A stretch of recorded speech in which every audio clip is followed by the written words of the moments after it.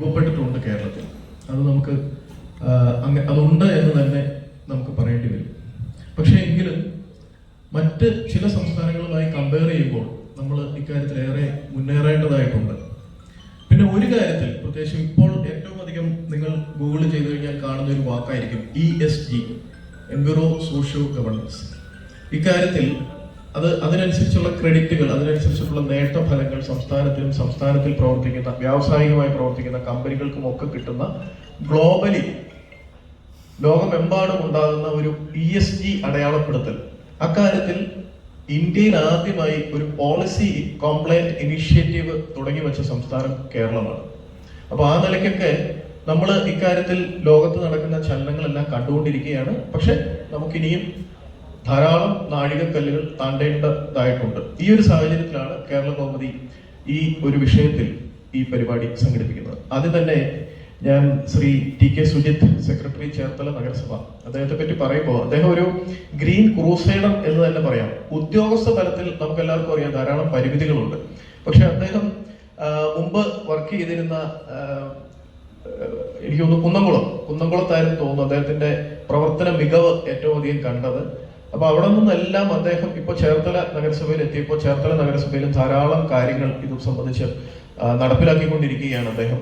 അപ്പോ ഈ ഉദ്യോഗസ്ഥ തലത്തിൽ കേരളത്തിലെ ഒരു ഗ്രീൻ ക്രൂസൈഡർ ആയിട്ട് മുന്നിട്ട് വന്നിരിക്കുന്ന ഒരാളാണ് ശ്രീ സുജിത്. അപ്പൊ അദ്ദേഹത്തിന് ഇന്നിവിടെ കിട്ടിയതിൽ നമുക്ക് വലിയ സന്തോഷമുണ്ട്. സേതൻ അദ്ദേഹം ഈ വിഷയത്തെ കുറിച്ച് അദ്ദേഹം ആമുഖമായി എന്താണ് പറയാനുള്ളത് നോക്കാം. ശ്രീ സുജിത്.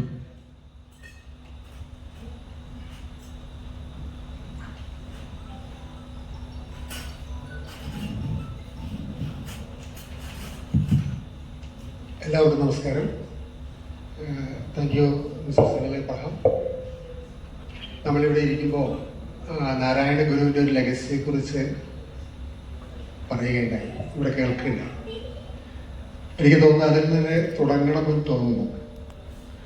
ഗുരുവിൻ്റെ കൃതികൾ പഠിച്ചിട്ടുള്ളവരൊക്കെ ഇവിടെ ഉണ്ടാവും. ശുദ്ധി പഞ്ചകം എന്ന് പറയുന്നൊരു കൃതി അദ്ദേഹത്തിൻ്റെതായിട്ടുണ്ട്.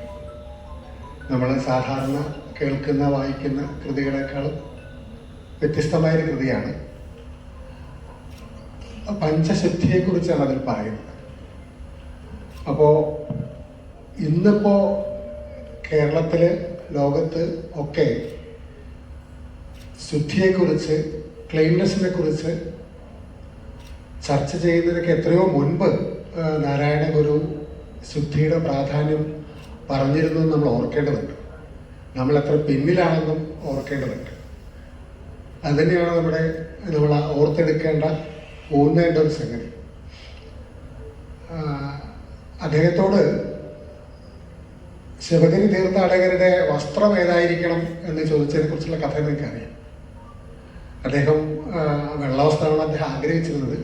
കാവ്യാണ് ചോദിച്ചയാളിൻ്റെ ആഗ്രഹമായിരുന്നത്. അത് മനസ്സിലാക്കിയിട്ട് അദ്ദേഹം എന്താ പറഞ്ഞത്? മഞ്ഞ വസ്ത്രം, മഞ്ഞ എങ്ങനെ ഉണ്ടാക്കാമെന്നാണ് പറഞ്ഞത്. നിങ്ങൾ മഞ്ഞളിൽ മുക്കി, മഞ്ഞളാണ് തോന്നല്ലേ, അത് ആക്ച്വലി കളർ മാറ്റം അല്ല അതിൽ അദ്ദേഹം ഉദ്ദേശിച്ചല്ലേ. അതെന്തായിരുന്നു? ആ വസ്ത്രത്തെ കൂടുതൽ ശുദ്ധിയാക്കുക എന്നുള്ളതാണ് അവിടെ ചെയ്തത്. അപ്പോൾ അതിനുണ്ടായിരുന്ന അണുക്കള നശിപ്പിക്കുക, അണുനശീകരണമാണ് അദ്ദേഹത്തിൻ്റെ യഥാർത്ഥ ഉദ്ദേശമെന്ന് നമുക്ക് വേണേൽ പറയാം. അദ്ദേഹം സംഘടനയ്ക്ക് വേണ്ടിയിട്ട് വാദിച്ചയാളാണ്. പക്ഷേ ഓർഗനൈസേഷൻ, സംഘടിക്കുക എന്നൊക്കെ പറയുന്നത് മുതലാളിത്തത്തിൻ്റെ സംഭാവനയാണ് ലോകത്ത്. ആ മുതലാളിത്തത്തിൻ്റെ ഒരു പ്രവാചകനായിട്ട് പോലും അദ്ദേഹത്തെ കാണാം. അനവധി സംഘടനകൾ ഉണ്ടാക്കിയിട്ടുണ്ട്. അതിനകത്ത് ഒരു സംഘടനയുടെ പേര് കുളി സംഘമാണ്. മലയാളിയെ കുളിക്കാനൊക്കെ പഠിപ്പിച്ച അദ്ദേഹമാണെന്ന് വേണമെങ്കിൽ പറയാം. കുളി സംഘം എന്നൊരു സംഘടന ഉണ്ടാക്കി. അന്ന് കോളറ പടർന്നു പിടിച്ച് നിരവധി ആൾക്കാർ, കോളറ അതിസാരമൊക്കെ പടർന്ന് നിരവധി ആൾക്കാർ മരിക്കുന്നത് സാധാരണമായി. പുരുഷ നിങ്ങളുടെയൊക്കെ മുതിർന്ന ആൾക്കാരുടെയൊക്കെ ചെറുപ്പത്തിൽ കുളത്തിൽ നിന്നും തോട്ടിൽ നിന്നും അല്ലെങ്കിൽ കുടിക്കുന്ന കുളങ്ങളുണ്ട്, കുടിക്കുളങ്ങളൊക്കെ, അവിടെ നിന്നൊക്കെ വെള്ളം കോരി നേരിട്ട് കുടിക്കുന്ന രീതിയൊക്കെ ഉണ്ടായി. അപ്പോൾ വർക്കലയിലും പരിസര പ്രദേശങ്ങളിലേക്ക് കോളറയൊക്കെ പടർന്നു പിടിച്ചപ്പോൾ അതിനെക്കുറിച്ച് അദ്ദേഹം മനസ്സിലാക്കുകയും വെള്ളം തിളപ്പിച്ച് കുടിക്കാവൂ എന്ന് അദ്ദേഹം പറയുകയും ചെയ്തു. അങ്ങനെ അദ്ദേഹത്തിന്റെ നിർദ്ദേശാനുസരണം കൂടിയാണ് മലയാളി ഇന്ന് വെള്ളം തിളപ്പിച്ച് കുടിക്കുന്ന ശീലത്തിലേക്ക് മാറിയത്. അല്ലെങ്കിൽ ഇപ്പോൾ നമ്മുടെ ഇവിടെ ഉണ്ടാവില്ല. ഇപ്പോഴത്തെ ഈക്കോളി ബാക്ടീരിയ നമ്മുടെ എല്ലാ വെള്ളത്തിലും കലർന്നിരിക്കുകയാണ്. വെള്ളം തിളപ്പിച്ച് കുടിക്കുന്നതുകൊണ്ട് മാത്രമാണ് നമ്മൾ മലയാളി ഇപ്പോൾ ജീവിച്ചു പോകുന്നത്. അത്ര കണ്ട് കണ്ടാമിനേറ്റഡ് ആണ് നമ്മുടെ കുടിവെള്ള സ്രോതസ്സുകളൊക്കെ. ഇനി അങ്ങോട്ടുള്ള മാലിന്യ സംസ്കരണത്തിന്റെ ഊന്നൽ കൊടുക്കേണ്ടത് ദ്രവമാലിന്യ സംസ്കരണത്തിലാണ്. അപ്പൊ ഞാൻ പറഞ്ഞത് ഗുരുദേവന്റെ ആ ലെഗസി കേരളം അത്ര കണ്ടങ്ങ് പിന്തുടർന്നില്ല എന്നുള്ളതാണ്. അതിന് ബ്രഹ്മപുരം വേണ്ടി വന്നു. ബ്രഹ്മപുരത്തില് ഹൈക്കോടതിയുടെ ഇടപെടൽ വന്നപ്പോഴാണ് നമ്മൾ വാലിന് തീപിടിച്ച പോലെ മാലിന്യ സംസ്കരണം ഒരു വലിയ ദൗത്യമായിട്ട് മലയാളി ഏറ്റെടുക്കേണ്ട സാഹചര്യം സർക്കാരിനും ആ കാര്യത്തിലേക്ക് വരേണ്ടി വന്നു. അപ്പോൾ നമുക്ക് മാലിന്യ സംസ്കരണ രംഗത്ത് നിരവധി മാതൃകകളുണ്ട്, നിരവധി ആശയങ്ങളുണ്ട്, നൂതനാശയങ്ങളുണ്ട്. സൽമാഷോട് പറഞ്ഞതുപോലെ പുതിയ തരം പോളിസികൾ ലോകമെമ്പാടും ഡെവലപ്പ് ചെയ്ത് വരുന്നുണ്ട്. ഇപ്പോൾ convention on climate change COP30 അതിൽ കഴിഞ്ഞ നവംബറിൽ ബ്രസീൽ കൺക്ലൂഡ് ചെയ്ത ആ കൺവെൻഷനിൽ പറഞ്ഞത് മാലിന്യ സംസ്കരണം എന്നുള്ളത് ലോകത്തെ ഏറ്റവും പ്രധാനപ്പെട്ട ഒരു മാർഗമായിട്ട് ആഗോളതാപനത്തിനെതിരെ ഉയർത്തിക്കൊണ്ടുവരണം എന്നാണ് പറഞ്ഞത്. നോ എന്നാണ് അതിന് കൊടുത്തൊരു പേര്, ഒരു മിഷന് കൊടുത്തിരിക്കുന്ന പേര് നോ ഓർഗാനിക് വേസ്റ്റ് എന്നുള്ളതാണ്. കാരണം ആഗോളതാപനത്തിന്റെ പ്രധാനപ്പെട്ട ഭാഗങ്ങളിലൊന്ന് മീഥെയിൻ വാതകത്തിന്റെ ബഹിർഗമനമാണ്. ആ മീഥെയിൻ വാതകത്തിന്റെ ബഹിർഗമനത്തിൽ പ്രധാനപ്പെട്ട ഒരു സ്രോതസ് എന്ന് പറയുന്നത് അശാസ്ത്രീയമായ മാലിന്യ സംസ്കരണമാണ്. അപ്പോൾ നമ്മളുടെ ജൈവമാലിന്യത്തെ ശാസ്ത്രീയമായി സംസ്കരിച്ചില്ല എങ്കിൽ നമ്മൾ ആഗോളതാപനത്തിന് അടിപ്പെട്ടുകൊണ്ടിരിക്കും. നമുക്ക് ചൂടിനെ കുറയ്ക്കാൻ കഴിയില്ല എന്ന് ലോകരാജ്യങ്ങൾ കണ്ടെത്തുകയുണ്ടായി. എന്തായാലും ഞാൻ ഒന്ന് രണ്ട് കാര്യം പറഞ്ഞുകൊണ്ട് നിർത്താം. നമ്മൾ മാലിന്യ സംസ്കരണത്തിന് കേരളം നേരത്തെ സിൽമാഷ് പറഞ്ഞതുപോലെ വലിയൊരു മാതൃകയാണ്. മറ്റ് പല സ്ഥലങ്ങളിൽ ഇപ്പോൾ കേരളത്തിന് വെളിയിൽ സഞ്ചരിക്കുന്നവർക്ക് കൃത്യമായിട്ട് മനസ്സിലാവും. ഇൻഡോർ ഒക്കെയാണ് ഇന്ത്യയിലെ ഏറ്റവും മികച്ച സംസ്ഥാന നഗരസഭകളെങ്കിൽ പോലും മാലിന്യ സംസ്കരണത്തിലെ മികച്ച മോഡൽ ഇൻഡോർ തന്നെയാണ്. നമ്മുടെ നഗരങ്ങളുടെ പൊതു ശുചിത്വം എടുത്തു കഴിഞ്ഞാൽ അത് എല്ലാ തരത്തിലും മികവുറ്റ് തന്നെയാണ്. പക്ഷേ നമുക്കിനിയും ഊന്നൽ കൊടുക്കേണ്ട പല മാർഗങ്ങളുണ്ട്. അതിലൊന്ന് രണ്ട് കാര്യങ്ങൾ പറഞ്ഞിട്ട് ഞാൻ നിർത്താം. ഒന്ന്, ഒരു ഇൻ്റഗ്രേറ്റഡ് അപ്രോച്ച് വേസ്റ്റ് മാനേജ്മെന്റിൽ വേണ്ടതുണ്ട്.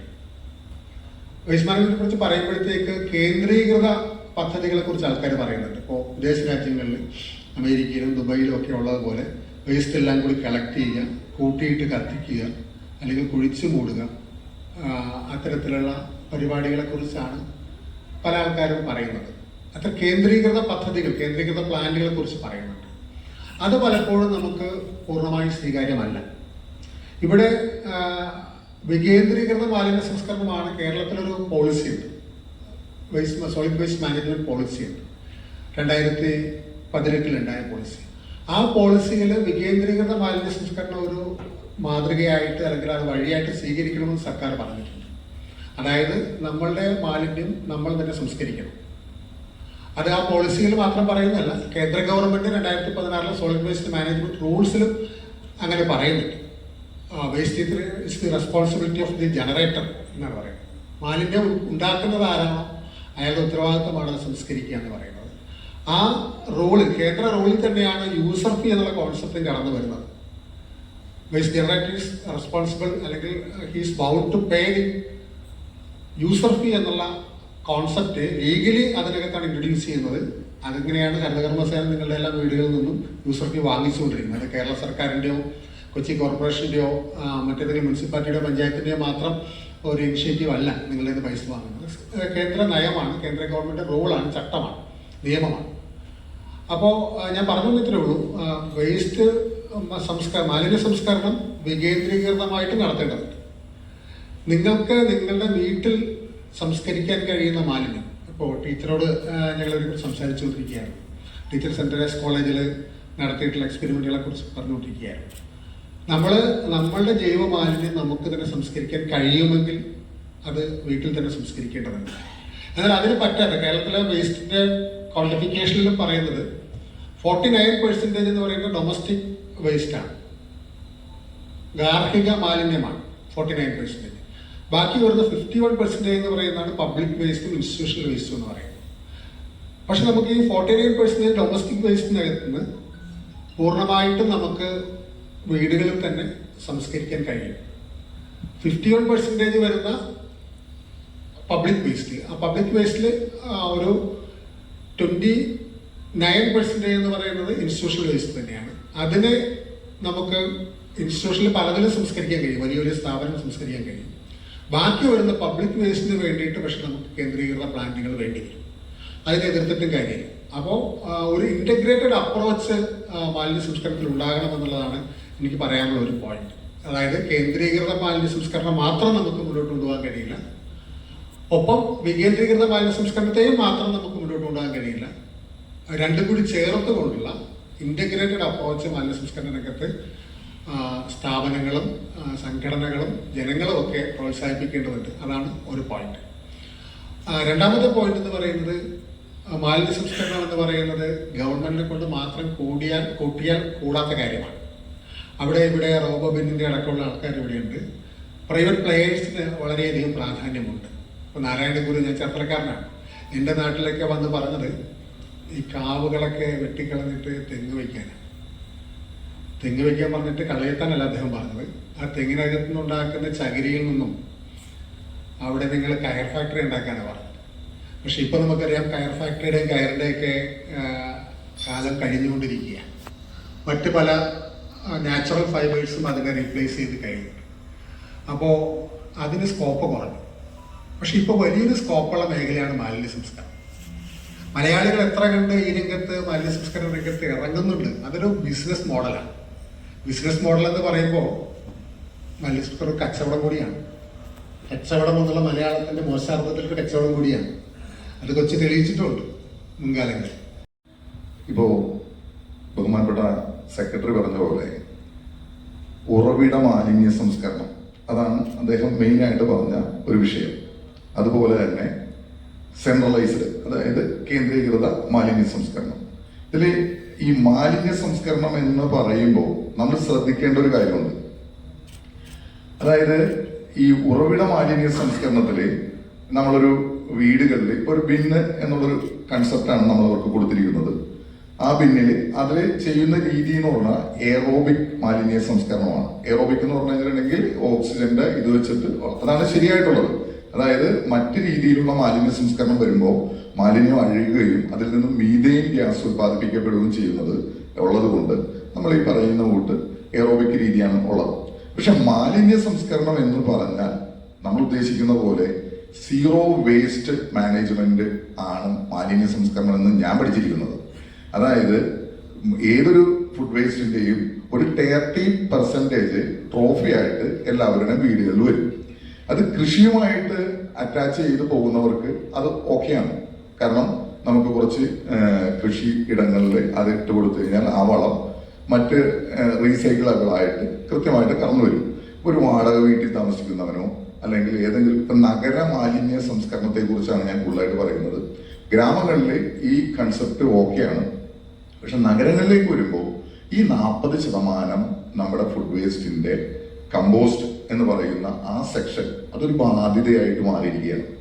അപ്പോൾ വേറൊരു കാര്യമുണ്ട്, ഈ നമുക്കിത് കൃഷിക്ക് ഇടാന്നുള്ളതാണ്. പക്ഷെ ഈ നാരങ്ങയും അതായത് അസിഡിറ്റിയും ഇതൊക്കെ ഒരു ബാലൻസ് ചെയ്തിട്ടാണ് യഥാർത്ഥത്തിൽ വളം ഉണ്ടാക്കേണ്ടത്. അതിനൊരു സ്റ്റാൻഡേർഡ് റേഷ്യോ ഉണ്ട്. നമ്മൾ ഏതെങ്കിലും പാത്രത്തിൽ ഇട്ട് വെച്ചാലൊന്നും അതുണ്ടാവില്ല. അതാണ് അതിന്റെ ശാസ്ത്രീയത. കൃത്യമായിട്ട് മാലിന്യത്തെ ഇത് ചെയ്ത് കഴിഞ്ഞാൽ നമുക്കത് സംസ്കരിക്കാൻ പറ്റും. ഈ രീതി ഇല്ലെങ്കിൽ നമ്മളൊരു ചെടിയുടെ ചുവട്ടിലോട്ട് ഈ കമ്പോസ്റ്റ് എടുത്തിട്ട് കഴിഞ്ഞാൽ ചെടി കരിഞ്ഞു പോകും. അപ്പൊ പിന്നെ അവർക്ക് അതിനെ കുറിച്ചൊരു ഐഡിയ ഇല്ല. അപ്പൊ നമുക്കൊരു ലാബിൽ കൊടുത്തിട്ട് ഇതിന്റെ pH വാല്യൂ ഒക്കെ എല്ലാം ചെക്ക് ചെയ്യണം. അതൊക്കെ ഈ ഉറവിട മാലിന്യ സംസ്കരണത്തിന് ഇനിയും നമ്മൾ എത്തിപ്പെടേണ്ട ഒരു ഭാഗമാണ്. അവിടെയൊന്നും വീടുകളിൽ എത്തിപ്പെടാത്തതുകൊണ്ട് ഞാൻ കേന്ദ്രീകൃതമായ ഒരു രീതിയാണ് പ്രോത്സാഹിപ്പിക്കുന്നത്. അപ്പോൾ അതിന്റെ കാര്യം ഞാൻ പറഞ്ഞല്ലോ. പക്ഷെ മാലിന്യ സംസ്കരണം എന്ന് പറയുമ്പോൾ എനിക്ക് ആദ്യമേ ചുരുക്കി പറയാനുള്ള ഒരു വാക്കെന്ന് പറഞ്ഞാൽ, ഒരു അടുപ്പ് നമ്മൾ കൂട്ടിയാൽ 10 ചട്ടിയിൽ ചെടിയും നടണം എന്നുള്ളതാണ്. 10 ചട്ടിയിൽ ചെടിയും നടണം. അതാണ് മലിനീകരണവും മാലിന്യവും ഇല്ലാതാക്കാനുള്ള സൂട്ടബിൾ ആയിട്ടുള്ള കാര്യം. അതായത് ഇതിൽ നിന്നുണ്ടാവുന്ന കാർബൺ ഡൈ ഓക്സൈഡ് ഈ ചെടികൾ ഓക്സിജൻ ആക്കി മാറ്റാൻ പറ്റും. അത് മലിനീകരണം ഇല്ലാതാക്കും, അതായത് വായുമലിന്യം അങ്ങനെയുള്ള കാര്യങ്ങൾ. രണ്ടാമത് ഇതിൽ നിന്നുണ്ടാവുന്ന ബൈ പ്രൊഡക്റ്റ് ആയിട്ടുള്ള കമ്പോസ്റ്റ് സംസ്കരിച്ചിട്ട് ഇതിന്റെ ചോട്ടിലേക്ക് ഇട്ട് കഴിഞ്ഞാൽ അതും തീർന്നു. പക്ഷേ എല്ലാ വീടുകളും അത് പറ്റുമോ? പറ്റില്ല. അപ്പൊ അതെന്ത് ചെയ്യണം? നമ്മൾ അവർക്ക് കൃത്യമായിട്ടുള്ള രീതിയിൽ ഇത് സെൻട്രലൈസ് ചെയ്ത് എടുത്തിട്ട് ശേഷം ഈ പറഞ്ഞ കൃഷി രീതിയും കൂടി പ്രോത്സാഹിപ്പിക്കണം. അതായത് നമ്മുടെ വീട്ടിലേക്കെല്ലാം ഫുഡ് വേസ്റ്റ് ഉണ്ടാക്കി വെച്ചിട്ട് ഏതെങ്കിലും കർഷകൻ കൃഷി ചെയ്ത് ഇത് കമ്പോസ്റ്റ് ആക്കി റീസൈക്കിൾ ചെയ്ത് ഫുഡ് ഉണ്ടാക്കി തരണമെന്നാണോ നമ്മളെല്ലാം ഉദ്ദേശിക്കുന്നത്? മാലിന്യ സംസ്കരണം എന്ന് പറയുമ്പോൾ കർഷകനാണോ നമ്മുടെ മാലിന്യം ഇല്ലാതാക്കാനായിട്ട് ഉത്തരവാദിത്വം? അതായത് നമ്മളെല്ലാവരും പറയുന്നില്ലേ, എന്റെ മാലിന്യം എന്റെ ഉത്തരവാദിത്വം. അത് സീറോ ആവുന്നത് വരെ വേണ്ടേ? അല്ലാതെ നമ്മൾ കമ്പോസ്റ്റ് ഉണ്ടാക്കി കൃഷിക്കാർക്ക് കൊടുക്കുന്നു, കൃഷിക്കാരത് കൊണ്ടുപോയിക്കോട്ടെ. ഞാൻ ആലുവ നഗരസഭയെ പ്രതിനിധീകരിച്ചിട്ടാണ് ഈ പരിപാടി ചെയ്യുന്നത്. ഞാൻ അവിടുത്തെ PPP ആണ്, പബ്ലിക് പ്രൈവറ്റ് പാർട്ണറാണ്. ഞാൻ അവിടെ യൂസർ ഫീ മേടിച്ചുകൊണ്ടാണ് മാലിന്യം സംസ്കരിക്കുന്നത്. ഞാൻ അവിടെ ചെയ്ത പ്ലാൻ എന്ന് പറഞ്ഞാൽ, ഞാൻ എങ്ങാട് വന്നപ്പോൾ, ഞാൻ കുടുംബമായിട്ട് വന്നപ്പോൾ വണ്ടിയിൽ വന്നപ്പോൾ ഒരു റേഡിയോയിലൊരു ഇതുണ്ടായിരുന്നു, സ്പീച്ചൊക്കെ കേട്ടു. അതെന്താണെന്ന് വെച്ച് കഴിഞ്ഞാൽ ഫുഡുമായിട്ട് ബന്ധപ്പെട്ട ഒരു സംരംഭകനെ ഇന്റർവ്യൂ ചെയ്യുന്നു. അപ്പൊ അയാൾ പറഞ്ഞു ഏറ്റവും ഹൈജീനിക് ആയിട്ടുള്ള പ്ലാൻ വേണം ഫുഡിന് നമ്മൾ കൊടുക്കുക. ഏറ്റവും സ്റ്റാൻഡേർഡ് ഹൈജീനിക് ആയിട്ടുള്ള ഒരു പ്ലാനാണ് ഫുഡുമായിട്ട് ബന്ധപ്പെട്ട മേഖലയ്ക്ക് വേണ്ടതെന്ന് പറഞ്ഞു. അത് തന്നെ മാലിന്യ സംസ്കരണത്തിന് വേണ്ടേ? ഇദ്ദേഹം പറഞ്ഞു നമ്മൾ മാലിന്യ സംസ്കരണം കേരളത്തിലും ഇവിടെ ഒരുവിധം നമ്മൾ മികച്ച ഒരു മേഖലയിലേക്കായിരുന്നു. ഞാൻ പഠിച്ചത് സിന്ധു നദീതട സംസ്കാരം എന്നുള്ളൊരു വിഷയത്തിൽ ഞാൻ പഠിച്ചിട്ടുണ്ട്. അന്ന്, അതായത് BC, നമ്മുടെ ഓവുചാലുകള് നമ്മൾ വൃത്തിയായിട്ട് അഴുക്ക് വെള്ളം ഒഴുകി പോകുന്നതിന് ഓവുചാലുകൾ അന്ന് അവർ നിർമ്മിച്ചിരുന്നു. ഞാനൊന്ന് ചോദിച്ചോട്ടെ, ഇന്നത്തെ ഓവുചാലുകൾക്ക് അന്നുള്ളതിന് എന്ത് വ്യത്യാസമുള്ളത്? നമ്മൾ എന്ത് മാറ്റമാണ് അവിടെ കൊണ്ടുവന്നേക്കുന്നത്? അന്ന് നമ്മൾ BC യേശുക്രിസ്തുവിന് മുമ്പുള്ള കഥയാണ് പറയണത്. സിന്ധു നദീതട സംസ്കാര കാലഘട്ടത്തില് നമ്മൾ അഴുക്ക് വെള്ളം ഒഴുകി പോകുന്നതിന് ഓവുചാലുകൾ ഉണ്ടായിരുന്നു. ഇന്നെന്താ ഉള്ളത്? അതിൽ സ്ലാബിട്ട് മൂടിയ മണം പുറത്തേക്ക് വരാതിരിക്കാനായിട്ട്. ഈ നമ്മൾ കാണുന്ന മാലിന്യം, അതായത് ഫുഡ് വേസ്റ്റ് അങ്ങനെയുള്ളതെല്ലാം സെഗ്രിഗേഷൻ, അതിനെക്കുറിച്ചൊക്കെ നമ്മൾ പല സ്റ്റഡി എടുത്തിട്ടുണ്ട്, ഞാൻ ക്ലാസ് കൊടുത്തിട്ടുണ്ട്. പക്ഷെ വെള്ളത്തിന് എന്ത് സെഗ്രിഗേഷൻ നമ്മൾ കൊടുക്കുന്നത്? കാണയിലൂടെ ഒഴുകി പുഴയിലേക്ക് ഒഴുക്കുന്നതാണ്. അതാണ് സെഗ്രിഗേഷൻ. അവിടെ ഡൈലൂഷനാണ് മെത്തേഡ്. അതായത് വലിയൊരു ജലസ്രോതസ്സിലേക്ക് കൊണ്ടുവന്നിട്ട് ഈ ജലസ്രോതസ് ജലം കൊണ്ട് ഇതാക്കിയിട്ട് ഡൈലൂട്ട് ചെയ്യാം. അല്ലാതെ എന്ത് പോസിബിലിറ്റിയാ ഉള്ളത്? നമ്മള് ഇപ്പൊ മാലിന്യ സംസ്കരണത്തിൽ കൊച്ചി കോർപ്പറേഷന്റെ ഒരു ഇതാണ് ബ്ലാക്ക് ഫ്ലൈ എന്ന് പറയുന്ന സംഭവം. അവിടെ അമോണിയ ആണ് ബ്ലാക്ക് ഫ്ലൈ വേസ്റ്റ് മാനേജിങ് ചെയ്യുമ്പോൾ പുറത്തേക്ക് വരുന്ന വാതകം, ബയോ അമോണിയ. അത് കുഴപ്പമില്ല, അത് നമ്മുടെ നമ്മുടെ യൂറിൻ ഓക്സിജനുമായിട്ട് മിക്സ് ചെയ്ത് കഴിഞ്ഞാൽ ഈ പറയുന്ന അമോണിയ ഉണ്ടാവും. അതൊക്കെ തന്നെയാണത്. പക്ഷേ ഈ സംഭവം ഡൈലൂഷൻ മെത്തേഡിലൂടെയാണ് ഇല്ലാതാക്കുന്നത്. നമ്മൾ കീല് മറ്റേ ടൈപ്പർ കൊണ്ടേ കത്തിച്ച് കളയുന്നുണ്ട്. അവർ പറയുന്നത് ഫ്രീസ് ചെയ്യുന്നു എന്നാണ് പറയുന്നത്. അതിനുശേഷം എന്ത് ചെയ്യും? ഡൈലൂഷൻ. അതായത് ഒറ്റയടിക്ക് തള്ളി മുകളിലേക്ക് കൊണ്ടുവരുന്നതിന് പകരം ഡൈലൂട്ട് ചെയ്ത് ഇത് വിടുന്നു. അല്ലെന്ന് പറയട്ടെ, അല്ലാതെ വേറെ ടെക്നോളജിയാണ് നമ്മൾ യൂസ് ചെയ്യുന്നത്. അപ്പോൾ നമ്മൾ ഒരുപാടൊന്നും അഹങ്കരിക്കാൻ പറ്റുന്ന രീതിയിൽ മാലിന്യ സംസ്കരണം ഒന്നും നമ്മൾ ചെയ്യുന്നൊന്നുമില്ല. നമ്മളിങ്ങനെ മറ്റുള്ള, അതായത് അറിവില്ലാത്തവരെ പറഞ്ഞ് അതാക്കാനായിട്ടുള്ളൊരു മെത്തേഡ്. ഞാൻ പണ്ട് ഒരു മതന്റെ മുമ്പിൽ എഴുതി വെച്ചിട്ടുണ്ടായിരുന്നത് എന്റെ മാലിന്യ ഉത്തരവാദിത്വം. സത്യത്തിൽ ഇത് എന്താണ് ഉത്തരവാദിത്വം എന്ന് എനിക്ക് മനസ്സിലായില്ല. ഞാൻ ഈ കൂടുതൽ നിങ്ങളുടെ സമയത്തെ ചൂഷണം ചെയ്യുന്നില്ല. അതിൽ ഒറ്റ കാര്യം ഞാൻ പറഞ്ഞുതരാം. ഞാൻ ഈ മേഖലയിലേക്ക് വരാനുള്ള കാരണം എന്താണെന്ന് വെച്ച് കഴിഞ്ഞാൽ മാനുവൽ സ്കാവഞ്ചർ ആക്ട് 2013 നമ്പർ 25 പ്രകാരം തോട്ടിപ്പണി നിർത്തലാക്കി. അത് ആക്ടാണ്. അപ്പോ ഞാൻ ഒരിക്കല് ഈ 2018 കാലത്ത് ഞാൻ ഒരിക്കല് ഒരു വേസ്റ്റ് വണ്ടി തള്ളേണ്ടതായിട്ടുള്ള ഒരു സാഹചര്യം ഉണ്ടായിരുന്നു. അപ്പൊ എനിക്ക് ബാക്കി എല്ലാവരും എന്നെ ഇങ്ങനെ നോക്കിയാണ്, അയ്യോ എന്ത് സംഭവം, ഇവനെന്താണ് വല്ല തോട്ടിയാണോ? അപ്പൊ എനിക്ക് ഭയങ്കര ഷെയിമായി പോയി. അതായത് ഫുഡ് വേസ്റ്റ് വെച്ചിരിക്കുന്ന ഒരു വണ്ടി തള്ളണം, തള്ളിയിട്ട് ഇരിക്കുന്ന അപ്പുറത്ത് കൊണ്ട് തരണം. അതെന്റെ ജോബുമായിട്ട് ബന്ധപ്പെട്ടാണ് ഞാനത് ചെയ്തത്. ബാക്കിയുള്ളവരെല്ലാവരും എനിക്കാണെങ്കിൽ ഞാൻ ഫീൽ ചെയ്തു, കാരണം ഞാനൊരു തോട്ടിയായി പോയോ. സത്യത്തില് 1947 ഈ തോട്ടിയുടെ മകൻ എന്ന് പറഞ്ഞ നോവല് തകഴി എഴുതിയത്. അതിനുശേഷം ഞാൻ ആ നോവലെടുത്തൊന്ന് വായിച്ചു. സത്യം പറഞ്ഞു കഴിഞ്ഞാൽ അന്ന് ഉണ്ടായിരുന്ന ഇത് രീതി തന്നെയാണ് ഇപ്പോഴും മാലിന്യ, അതായത് നമ്മൾ ഇന്നലെ ചവച്ച് തുപ്പിയെ എച്ചില് ശേഖരിക്കാൻ വരുന്നവർ ഇതെടുത്തുകൊണ്ടൊന്ന്, അതായത് നമുക്ക് വലിയ ലോകോത്തര നിലവാരത്തിലുള്ള സാങ്കേതികതയൊക്കെ നമ്മുടെ കയ്യിലുണ്ട്. പക്ഷെ ഈ സെൻട്രലൈസ് ചെയ്യുന്ന പ്ലാന്റിലേക്ക് വേസ്റ്റ് കൊണ്ടുവരുന്നവൻ ഇന്നും പഴയ രീതിയിലുള്ള ആ മെത്തേഡിൽ തന്നെയാണ് പോണത്. പകർത്തി ശേഖരിക്കുന്ന രീതി. അവരാ എന്റെ എച്ചിലെടുക്കാനായിട്ട് രാവിലെ വീട്ടിൽ വരും. നമുക്ക് ഒരു മനോഹരമായ പേരൊക്കെ ഒരു ബൃഹത് സബ്ജക്റ്റ് ആണ്. അപ്പം പറഞ്ഞാലും തീരത്തില്ലാത്ത ഒരു വിഷയമാണ്. പക്ഷെ അദ്ദേഹം പറഞ്ഞ ആ ഒരു പോയിന്റ് ഈ അബോളിഷൻ ഓഫ് ഈ വന്ന കുട്ടികൾ ഇപ്പൊ ഞാൻ ടീച്ചറിനോട് ചോദിക്കായിരുന്നു. അപ്പൊ മറ്റു കോളേജുകളിലെ കുട്ടികൾ, അതായത് സെന്റ് ആൽബർട്ട്സ്, മഹാരാജാസ്, ഒപ്പം SH തേവര, ഇങ്ങനെയുള്ള കോളേജുകളിലേക്കും കൂടി ഈ അവബോധവും മറ്റു കാര്യങ്ങളും പടർന്നിട്ടുണ്ട്. അപ്പൊ അത് വളരെ നല്ല കാര്യം. ഇത് കേരളത്തിലെ എല്ലാ കോളേജുകളിലും സ്കൂളുകളിലും ഇത്തരം കാര്യങ്ങൾ വന്നാൽ ഒരു പരിധി വരെ നമുക്ക് ഇതിന്റെ ഒരു സെൽഫ് അവയർനെസിന്റെ കാര്യത്തിൽ നമുക്ക് മുന്നോട്ട് പോയി എന്ന് നമുക്ക് പറയാൻ പറ്റും. എന്തായാലും ടീച്ചറിന്റെ വാക്കുകൾ നമുക്ക് കേൾക്കാം. ഇതൊരു 2010 മുതൽ ഞാൻ വേസ്റ്റ് മാനേജ്മെന്റ് സൊല്യൂഷൻ എന്താണ് തപ്പിക്കൊണ്ട് നടക്കുന്നത്.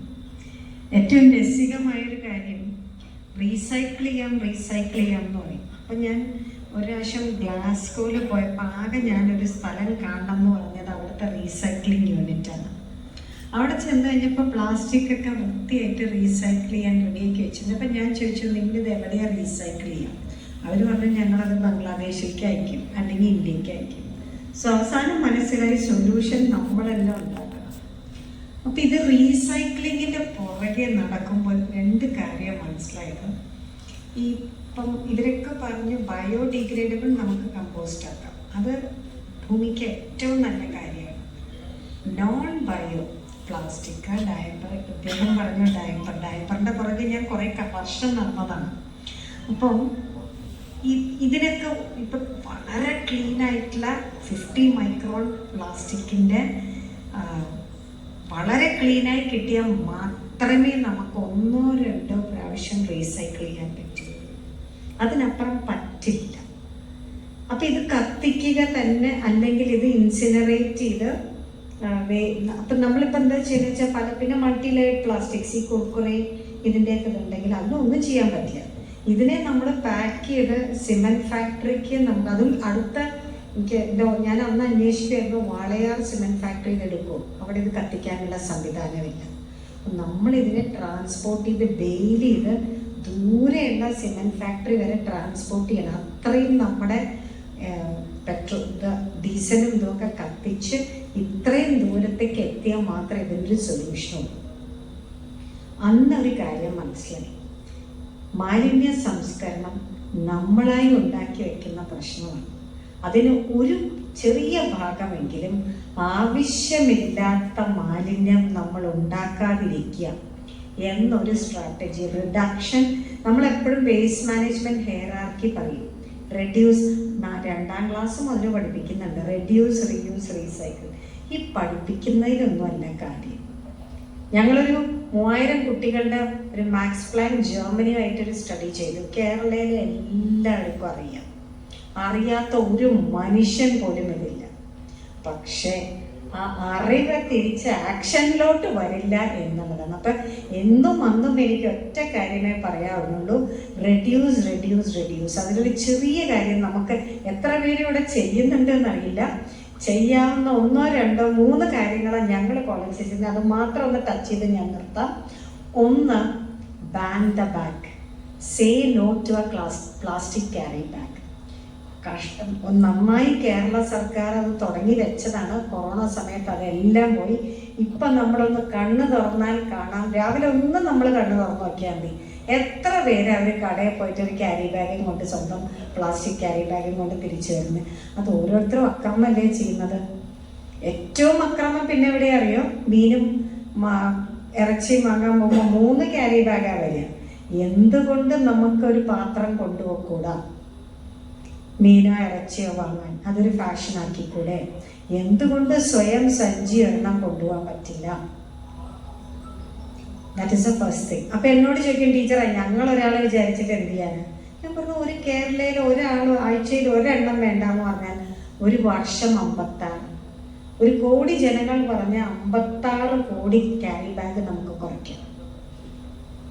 പലതുള്ളി പെരുവെള്ളം എന്ന് പറഞ്ഞ മാതിരി നമ്മൾ ഓരോരുത്തരും ചിന്തിക്കേണ്ടത് നമുക്കത് ചെയ്യാൻ പറ്റുമോ. 2, ഗ്രീൻ പ്രോട്ടോകോൾ. ഞാൻ ഇവിടെ വന്ന ഉടനെ ആദ്യം കണ്ടത് വെള്ളം കുപ്പിയാണ്, എടുത്തു മാറ്റിച്ചു. പ്ലാസ്റ്റിക്കിന്റെ ചെറിയ വെള്ളം കുപ്പി. കണ്ടാൽ പ്രതികരിക്കാൻ പഠിക്കണം, മാറ്റാൻ പറയണം. ഗ്രീൻ പ്രോട്ടോകോൾ ഞങ്ങൾ വളരെ സ്ട്രിക്റ്റ് ആയിട്ട് കോളേജിൽ ഫോളോ ചെയ്യുന്നുണ്ട്. ഇപ്പം നമ്മുടെ ആ model ministry of housing replicable മോഡലായിട്ട് റെസ്റ്റ് ഓഫ് ദി കൺട്രിക്ക് കൊണ്ടുവരുന്നുണ്ട്. പക്ഷെ അത് ഇന്നും ഇന്നലെ ഉണ്ടായതല്ലാട്ട് പിന്നെ വിശദീകരിക്കാൻ വേണ്ടി വന്നാൽ 7-8 വർഷം കൊണ്ട് ഉണ്ടാക്കിയൊരു മോഡലാണ്. 3ാമത് ഞങ്ങൾ ചെയ്യുന്നത് സസ്റ്റൈനബിൾ മെൻസ്ട്രേഷൻ. അതായത് പറഞ്ഞു, ഞാനിത് കുറേ അന്വേഷിച്ച് നടന്നാണ് മെൻസ്ട്രൽ ഈ സാനിറ്ററി പാഡ്. ഞാൻ GST ഡേറ്റ എടുത്ത് പഠിച്ചതാണ്. കേരളയിൽ വിശ്വസിച്ചാലും ഇതിൽ 4 ബ്രാൻഡാണ് GST ഇവിടെ വരുന്നത്. അത് 400 കോടിയാണ് ഒരു വർഷം കേരളയിൽ വരുന്നത്. അതിൽ 4 രൂപ ഒരു ഡയപ്പറിന് വിചാരിച്ചാൽ ഏകദേശം 100 കോടി നമ്പേഴ്സ് വരുന്നുണ്ട്. ഒരു മാസം 9 തുടങ്ങി 10 കോടി യൂണിറ്റ് ഓഫ് സാനിറ്ററി നാപ്കിൻസ് ആണ് നമ്മൾ കത്തിക്കുന്നത്. ഡയപ്പേഴ്സ് ഇനി പറയുകയും വേണ്ട, ഇനി വയസ്സാവും തോറും അത് കൂടി വരും. അപ്പം നമ്മൾ ആലോചിച്ചത് സ്ലോലി അതിനെ എന്ത് ചെയ്യാൻ പറ്റും. ഞങ്ങളുടെ കോളേജിൽ ഏകദേശം 600 കുട്ടികൾ മെൻസ്ട്രൽ കപ്പ് ഉപയോഗിക്കുന്നുണ്ട്. അപ്പം നമ്മൾ ക്വാണ്ടിഫൈ ചെയ്യാൻ 600 കുട്ടികൾ ഉപയോഗിച്ചാൽ 600 കുട്ടികൾ ശരാശരി ഒരു മാസം 10 sanitary napkin, 6000 we are able to reduce 72,000 in a year. ഇങ്ങനെ നമുക്ക് ചെറിയ ചെറിയ സ്റ്റെപ്പിലൂടെ ഓരോരുത്തരും ചെയ്യേണ്ട കാര്യങ്ങളുണ്ട്. ഇവിടെയുള്ള 100 പേരുണ്ടെങ്കിൽ 100 പേര് ഒരു മാറ്റം വന്നാൽ ഐ തിങ്ക് ഇറ്റ്സ് വർക്ക്. നമുക്ക് ഈ ഹാളിൽ ഇരിക്കുന്നവർക്കെങ്കിലും അത്യാവശ്യം അങ്ങനെയുള്ള കാര്യങ്ങളിൽ ഐ തിങ്ക് സംഘാടകരോട് പറഞ്ഞു വേണമെങ്കിൽ മിനിസ്റ്റർ വരുമ്പോൾ ഒരു ഗ്രീൻ പ്രതിജ്ഞ വേണമെങ്കിൽ ചൊല്ലിപ്പിക്കാവുന്നതാണ്. പ്രൊഫസർ കേൾക്കുന്നുണ്ടല്ലോ അല്ലേ? ഓക്കെ, അത് ആലോചിക്കാവുന്നതാണ് വേണമെങ്കിൽ. പിന്നെ അടുത്തത് ശ്രീ PC അജിത് കുമാറിലേക്ക് ഞാൻ വരാം, കാരണം അദ്ദേഹം സമ്മപ്പ് ചെയ്യട്ടെ. Shri T Anees, chief operating officer W Kerala waste management. ഒരു ഇൻഡസ്ട്രിയൽ പോയിന്റ് ഓഫ് വ്യൂവിൽ ഇപ്പോൾ കേരളം എവിടെ നിൽക്കുന്നു, അപ്പോൾ നിങ്ങളുടെ കമ്പനിയുടെ പ്രവർത്തനങ്ങൾ എങ്ങനെയാണ് ഇത് കൈകാര്യം ചെയ്യുന്നത്? ഇപ്പോൾ വേസ്റ്റ് മാനേജ്മെന്റ് കമ്പനി എന്ന് പറയുമ്പോൾ ഇപ്പം റീസെൻ്റ്ലിയാണ് നമ്മളെല്ലാം കേൾക്കാൻ തുടങ്ങിയത്. ഒരുപാട് ബിസിനസ് കാര്യങ്ങളുണ്ട്, ഒരുപാട് പുതിയ പുതിയ എസ്റ്റാബ്ലിഷ്മെന്റ്സ് വരുന്നുണ്ട്. പക്ഷേ വേസ്റ്റ് മാനേജ്മെന്റ് പറഞ്ഞ് കേൾക്കാൻ തുടങ്ങിയത് ലാസ്റ്റ് ഒരു 5 years 10 yearsന്റെ അടുത്തായിട്ടാണ് നമ്മൾ കേൾക്കാൻ തുടങ്ങിയത്. 2013 സെൻട്രൽ ഗവൺമെന്റ് കൊണ്ടുവന്ന സ്വച്ഛ് ഭാരത് എന്നുള്ള ഒരു സ്കീം തുടങ്ങിയ ശേഷമാണ് വേസ്റ്റ് എന്നുള്ള ഒരു ബിസിനസ് സ്റ്റാർട്ട് ചെയ്യുന്നത്. എല്ലാവരും ബിസിനസ്സിലേക്ക് ഈ സെൻട്രൽ ഗവൺമെന്റ് സ്കീം എന്താണെന്ന് പഠിച്ച് അതിന്റെ ബാക്കിൽ ഇത് ബിസിനസ് മോഡലാക്കി മാറ്റിയ വേസ്റ്റ് മാനേജ്മെന്റ് കമ്പനീസ് ആണ് ഇപ്പോൾ നിലവിലുള്ള എല്ലാ പ്രവർത്തിക്കുന്ന വേസ്റ്റ് മാനേജ്മെന്റ് കമ്പനീസ്. ഇതിൽ പ്രത്യേകിച്ച് എനിക്ക് പറയാനുള്ളത് 2 കാര്യങ്ങളാണ്. ഒന്നാമത്തെ കാര്യം റെസ്പോൺസിബിലിറ്റി, രണ്ടാമത്തെ കാര്യം അവയർനെസ്. ശരിക്കും ഇപ്പോൾ വേസ്റ്റ് എവിടെ നിന്ന് വന്നു ചോദിച്ചാൽ നമ്മൾ ഡെയിലി വാങ്ങിക്കുന്ന എന്താണ് മെറ്റീരിയൽസ്, എന്താണ് പ്രൊഡക്ട്സ്, അതിൻ്റെ പാക്കിംഗ് വേസ്റ്റ് കാര്യങ്ങളൊക്കെ വരുന്നത്. ശരി, പാക്കിംഗ് വേസ്റ്റ് ആരും കൊണ്ടുവന്നത് അത് കമ്പനീസാണ്. അവര് ജസ്റ്റ് അവരുടെ ഒരു റെസ്പോൺസിബിലിറ്റി വരുന്നത് നമുക്ക് പ്രൊഡക്റ്റ് കൺസ്യൂമറിൽ എത്തിക്കുന്നതാണ് മെയിനായിട്ട് ഉദ്ദേശിക്കുന്നത്. അത് നമുക്ക് എന്ത് പ്രൊഡക്റ്റും ആവും, ചിലപ്പോൾ സ്നാക്സ് ഐറ്റംസ് ആവും, അല്ലെങ്കിൽ എന്തെങ്കിലും മെറ്റീരിയൽസ് നമ്മൾ ഡെയിലി യൂസബിൾ ആയിട്ടുള്ള കോസ്മെറ്റിക്സ് കാര്യങ്ങളൊക്കെ ആവും. പക്ഷെ നമുക്ക് കൺസ്യൂമറായിട്ട് വേണ്ടത് നമുക്ക് ആ ഒരു പ്രൊഡക്റ്റാണ് ആവശ്യമുള്ളത്. പക്ഷെ നമ്മൾ അതിൻ്റെ ഒപ്പം എന്താ വാങ്ങിക്കുന്നത്, അതിൻ്റെ ഒപ്പമുള്ള പാക്കിംഗ് ആയിട്ടുള്ള ഒരു വേസ്റ്റാണ് വാങ്ങിച്ചുകൊണ്ടിരിക്കുന്നത്. അപ്പോൾ അതൊരു ആരും ആലോചിക്കുന്നില്ല. എല്ലാവരും വേസ്റ്റ് നമ്മളെ ചെയ്യുന്നത് നമ്മളെ ഉറവിടം എന്ന് പറയുന്നത്. പക്ഷെ ഉറവിടം വരുന്നത് ഒരു കമ്പനിയാണ് അതിൻ്റെ ഉറവിടം പറയുന്നത്. പക്ഷെ അതിനുള്ള കമ്പനീസ് ഒരുപാട് സ്കീംസ് കാര്യങ്ങൾ കൊണ്ടുവന്നിട്ടുണ്ട്. പക്ഷെ ജനങ്ങളിലേക്ക് എത്തിച്ചിട്ടില്ല എന്നാണ് എൻ്റെ ഒരു ഉദ്ദേശം. അത് ജനങ്ങളെ അറിയുന്നില്ലായിരിക്കാം, പക്ഷെ അത് എല്ലാവരും കൂടി അറിയണമെന്നാണ് എൻ്റെ ഒരു ആവശ്യം വരുന്നത്. എല്ലാ കമ്പനീസിനും ESR പ്രോജക്ട്സ് ഉണ്ട്, CSR പ്രോജക്ട്സ് ഉണ്ട്, EPR പ്രോജക്ട്സ് ഉണ്ട്. EPR എന്ന് പറഞ്ഞാൽ എക്സ്റ്റൻഡഡ് പ്രൊഡ്യൂസർ റെസ്പോൺസിബിലിറ്റി ആണ്. അവര് എന്താണ് വേസ്റ്റ് പ്രൊഡ്യൂസ് ചെയ്തത് അതിനായിട്ടുള്ള റെസ്പോൺസിബിലിറ്റി എടുത്ത് ആ വേസ്റ്റിനെ ഡിസ്പോസൽ അല്ലെങ്കിൽ അതിന്റെ എൻഡ് ഓഫ് ഡെസ്റ്റിനേഷനിലേക്ക് എത്തിക്കുന്നത്, അതിന്റെ നെക്സ്റ്റ് പ്രോസസ്സിലേക്ക് പോകുന്നതാണ് EPR എന്ന് പറയുന്നത്. റെസ്പോൺസിബിലിറ്റി അവർ എന്താണ് വേസ്റ്റ് ക്രിയേറ്റ് ചെയ്ത് അത് ഇത്ര വേസ്റ്റ് 6 മാസത്തിനുള്ളിൽ സെൻട്രൽ ഗവൺമെന്റ് സെൻട്രൽ പൊല്യൂഷൻ ബോർഡിൽ അവർ ഓഡിറ്റ് ആയിട്ട് എല്ലാ ഇൻഫർമേഷൻസ് അവർ പ്രൊവൈഡ് ചെയ്യുന്നതാണ്. അതിൻ്റെ ഒരു ഭാഗമാണ് ഈ വേസ്റ്റ് മാനേജ്മെന്റ് കമ്പനീസ് ഉള്ളത്. ഇപ്പോൾ നമ്മൾ കൊച്ചിൻ കോർപ്പറേഷൻ ആണെങ്കിലും അല്ലെങ്കിൽ കേരളത്തിലുള്ള ഏതെങ്കിലും മുനിസിപ്പാലിറ്റി പഞ്ചായത്ത് കാര്യങ്ങളൊക്കെ ആണെന്നുണ്ടെങ്കിലും എല്ലാത്തിനായിട്ടുള്ള വേസ്റ്റിന്റെ കളക്ഷൻ ഡേറ്റസും കാര്യങ്ങളും എല്ലാവരും കീപ്പ് ചെയ്യും. എന്താ വെച്ചാൽ ഇത് നാളെ കമ്പനി ഇതിനെ വാല്യൂ ചെയ്യും. എന്താ വെച്ച് കഴിഞ്ഞാൽ ഈ വേസ്റ്റ് ഉത്തരവാദിത്വം കമ്പനി ശരിക്കും പറഞ്ഞുതരാം. അതിന് രണ്ടാമത്തെ ഉത്തരവാദിത്വം നമ്മളായിട്ടുള്ള കൺസ്യൂമേഴ്സ് ജനങ്ങളാണ് അതിൻ്റെ ഉത്തരവാദിത്വം. നമുക്ക് എന്താ വെച്ച് കഴിഞ്ഞാൽ നമ്മളതിൻ്റെ മെറ്റീരിയൽസ് അല്ലെങ്കിൽ അതിൻ്റെ ഒരു പ്രൊഡക്റ്റ് യൂസ് ചെയ്ത് കഴിഞ്ഞാൽ അതിൻ്റെ ഒരു യൂസ് ചെയ്ത് കൊണ്ട് നമുക്ക് അതിൻ്റെ റെസ്പോൺസിബിലിറ്റി നമുക്കും കൂടി വരുന്നുണ്ട്. രണ്ടാമത്തെ കാര്യം അവയർനെസ് ആണ്. നമുക്ക് എത്ര ആൾക്ക് എന്തൊക്കെ സാധനം എങ്ങനെ റീസൈക്കിൾ ആവുന്നുള്ള ഒരു ഐഡിയ ഇല്ല. ഒന്നാമത്തത് ഇപ്പോൾ കുട്ടികൾക്ക് അത്യാവശ്യം പ്ലാസ്റ്റിക് എങ്ങനെ മാനേജ് ചെയ്യണമെന്ന് കാര്യങ്ങൾ അറിയാം. പക്ഷെ ഞാൻ പഠിക്കുന്ന സമയത്ത് ഒന്നും എനിക്കറിയില്ലായിരുന്നു. എനിക്കൊരാളും പറഞ്ഞതില്ല ഇതെന്താ ചെയ്യേണ്ടതെന്നുള്ള കാര്യം. നമ്മളിങ്ങനെ ഓരോന്നും കണ്ടും വളർന്നും പിന്നെ ഈ ബാക്കിയുള്ള കാര്യങ്ങളൊക്കെ അറിഞ്ഞിട്ടാണ് നമ്മൾ ഇപ്പോൾ ഉള്ള കുട്ടികൾക്ക് അത്യാവശ്യം ടീച്ചർ പറഞ്ഞ പോലെ അവർക്ക് റീയൂസ് റെഡ്യൂസ് റീസൈക്കിൾ എന്നുള്ള കോൺസെപ്റ്റ് അത്യാവശ്യം എല്ലാവർക്കും അറിയപ്പെടുന്നുണ്ട്. പക്ഷെ അത് എങ്ങനെയാണ് ഏതാണ് എന്ന ആ കാര്യങ്ങൾ മാത്രം അവർക്ക് അറിയുന്നില്ല. അപ്പോൾ അതിന്റെ കുറച്ചൊരു കോൺസെപ്റ്റ് നമ്മൾ എഡ്യൂക്കേഷൻ സിസ്റ്റത്തിൽ നമ്മൾ കൊണ്ടുവന്നു കഴിഞ്ഞാൽ ഇത് നമുക്ക് ഈസി ആയിട്ട് ഹാൻഡിൽ ചെയ്യാൻ പറ്റുന്നതാണ്. ഇപ്പോൾ വേസ്റ്റ് നമുക്ക് മാനേജ് ചെയ്യാൻ പറ്റാത്ത ഒറ്റ കാര്യം എന്ന് വെച്ച് കഴിഞ്ഞാൽ നമുക്ക് നോൺ റീസൈക്ലിംഗ് പ്ലാസ്റ്റിക് ഉള്ളതുകൊണ്ട് മാത്രമാണ് നമുക്ക് റീസൈക്ലിംഗിൽ ബുദ്ധിമുട്ട് വരുന്നത്. ആ നോൺ റീസൈക്ലിംഗ് പ്ലാസ്റ്റിക് ഉദ്ദേശിക്കുന്നത് മൾട്ടി ലെയർ പ്ലാസ്റ്റിക് ആണ്. നമ്മൾ സ്നാക്സ് ഉപയോഗിക്കുന്ന അതിൻ്റെ അകത്തൊരു സിൽവർ കോട്ടിംഗ് ഉണ്ടാവും, നടുക്ക് പ്ലാസ്റ്റിക് ലെയർ ഉണ്ടാവും, പുറത്തൊരു കെമിക്കൽ പ്രിന്റിംഗ് ലെയർ ഉണ്ടാവും. അത് നമുക്ക് റീസൈക്കിൾ ചെയ്യാൻ പറ്റാത്തൊരു ഇപ്പോൾ കാര്യങ്ങളൊക്കെ സിസ്റ്റമാറ്റിക് ഒരു ടെക്നോളജിക്ക് ഡെവലപ്പ് ആവുന്നുണ്ട്. എന്നാലും നമുക്ക് ഒരു 100%-ൽ 15% മാത്രമാണ് നമുക്ക് റീസൈക്കിൾ ചെയ്യാൻ പറ്റുന്നത്. 85% നമുക്ക് എന്താ ടീച്ചർ പറഞ്ഞ പോലെ സിമ്പിൾ പ്ലാൻസ് നമ്മൾ ഇൻസ്പിറേഷൻ ആയിട്ട് കൊടുക്കുന്നത്. അപ്പോൾ നമുക്ക് ഈ രണ്ട് കാര്യങ്ങൾ നമ്മൾ ഡെവലപ്പ് ചെയ്ത് അതിനുള്ള ഒരു കാര്യങ്ങൾ ഇനിഷ്യേറ്റീവ് എടുത്ത് ഒരു പുതിയ സ്കീംസും പിന്നെ എഡ്യൂക്കേഷൻ സിസ്റ്റത്തിൽ നമ്മൾ വേസ്റ്റ് മാനേജ്മെന്റിനുള്ള ഒരു ടോപ്പിക് അല്ലെങ്കിൽ ഒരു മോറൽ സയൻസ് പോലെ നമുക്കൊരു വേസ്റ്റ് ഹാൻഡ്ലിങ്ങിനുള്ള ഒരു ക്ലാസ്സും കൂടി കൊടുക്കാൻ പറ്റുന്നുണ്ടെങ്കിൽ അടുത്ത തലമുറയ്ക്ക് നമുക്ക് വേസ്റ്റ് റെഡ്യൂസ് ചെയ്യാൻ മാക്സിമം പറ്റും, റീസൈക്കിൾ ചെയ്യാൻ പറ്റും.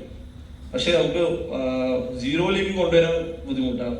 എന്താ വെച്ചാൽ നമുക്ക് ഇന്ത്യയിൽ ഒന്നാമത് കോസ്റ്റ് കട്ടിംഗ് ആണ്. എല്ലാവരും നോക്കുന്നത് മിനിമൈസ് കോസ്റ്റ് പ്രൊഡക്ഷൻ ആണ് എല്ലാവരും നോക്കുന്നത്. അതുകൊണ്ട് മിനിമൈസ് കോസ്റ്റ് പ്രൊഡക്ഷൻ നമുക്ക് പ്ലാസ്റ്റിക്കിലാണ്, പ്ലാസ്റ്റിക് പാക്കേജിങ് വേസ്റ്റിൽ മാത്രമേ നമുക്ക് ചെയ്യാൻ പറ്റുള്ളൂ. ബാക്കി നമുക്ക് ടെട്രാ പാക്സ് അതുപോലെ സ്റ്റീൽ ബോട്ടിൽസ് അങ്ങനെയൊക്കെ നമ്മൾ പാക്കിങ്ങിന് കൊടുക്കുമ്പോൾ പ്രൊഡക്റ്റിനേക്കാളും കൂടുതൽ കോസ്റ്റ് ആവുന്നതുകൊണ്ടാണ് നമ്മൾ പ്ലാസ്റ്റിക്കിലേക്ക് കൺവേർട്ട് ആയത്. അപ്പോൾ നമുക്ക് ആ ഒരു കാര്യം കൂടി കോൺസെപ്റ്റ് ഒരു ഇത് ചെയ്യണം. പ്ലാസ്റ്റിക് അല്ലാതെ വേറെ എന്തെങ്കിലും ഓപ്ഷൻസ് ഉണ്ടോ എന്ന് കൂടി നോക്കണം. അത് കോസ്റ്റ് കട്ടിങ്ങിലൂടെ മാത്രമേ നമുക്ക് നടക്കാൻ പറ്റുള്ളൂ. പോയിന്റ് ആയിക്കോട്ടെ. ഇപ്പം ഇവരെല്ലാവരും പറഞ്ഞത് നമ്മൾ കേട്ടു. ഇനിയിപ്പം ശ്രീ PC അജിത് കുമാർ, അദ്ദേഹം ദേശീയ general secretary confederation of residence welfare association ആണ്. അപ്പം കേരളത്തെ സംബന്ധിച്ച് കേരളത്തിലെ ഒരു സാധാരണ കുടുംബം, പ്രത്യേകിച്ചും നമ്മുടെ നഗര കേന്ദ്രീകൃതമായ വീടുകളിൽ ഇത് ഇപ്പൊ എവിടെ എത്തി നിൽക്കുന്നു? അപ്പം ധാരാളം അനുഭവങ്ങളുള്ള ഒരാളാണ്. അതിനെ കുറിച്ച് എന്താണ് പറയാനുള്ളത്? എല്ലാവർക്കും നമസ്കാരം. മാലിന്യ സംസ്കരണവുമായി ബന്ധപ്പെട്ടുകൊണ്ട് റെസിഡൻസ് അസോസിയേഷന് വളരെ പ്രധാനപ്പെട്ട ഒരു റോളാണുള്ളത്.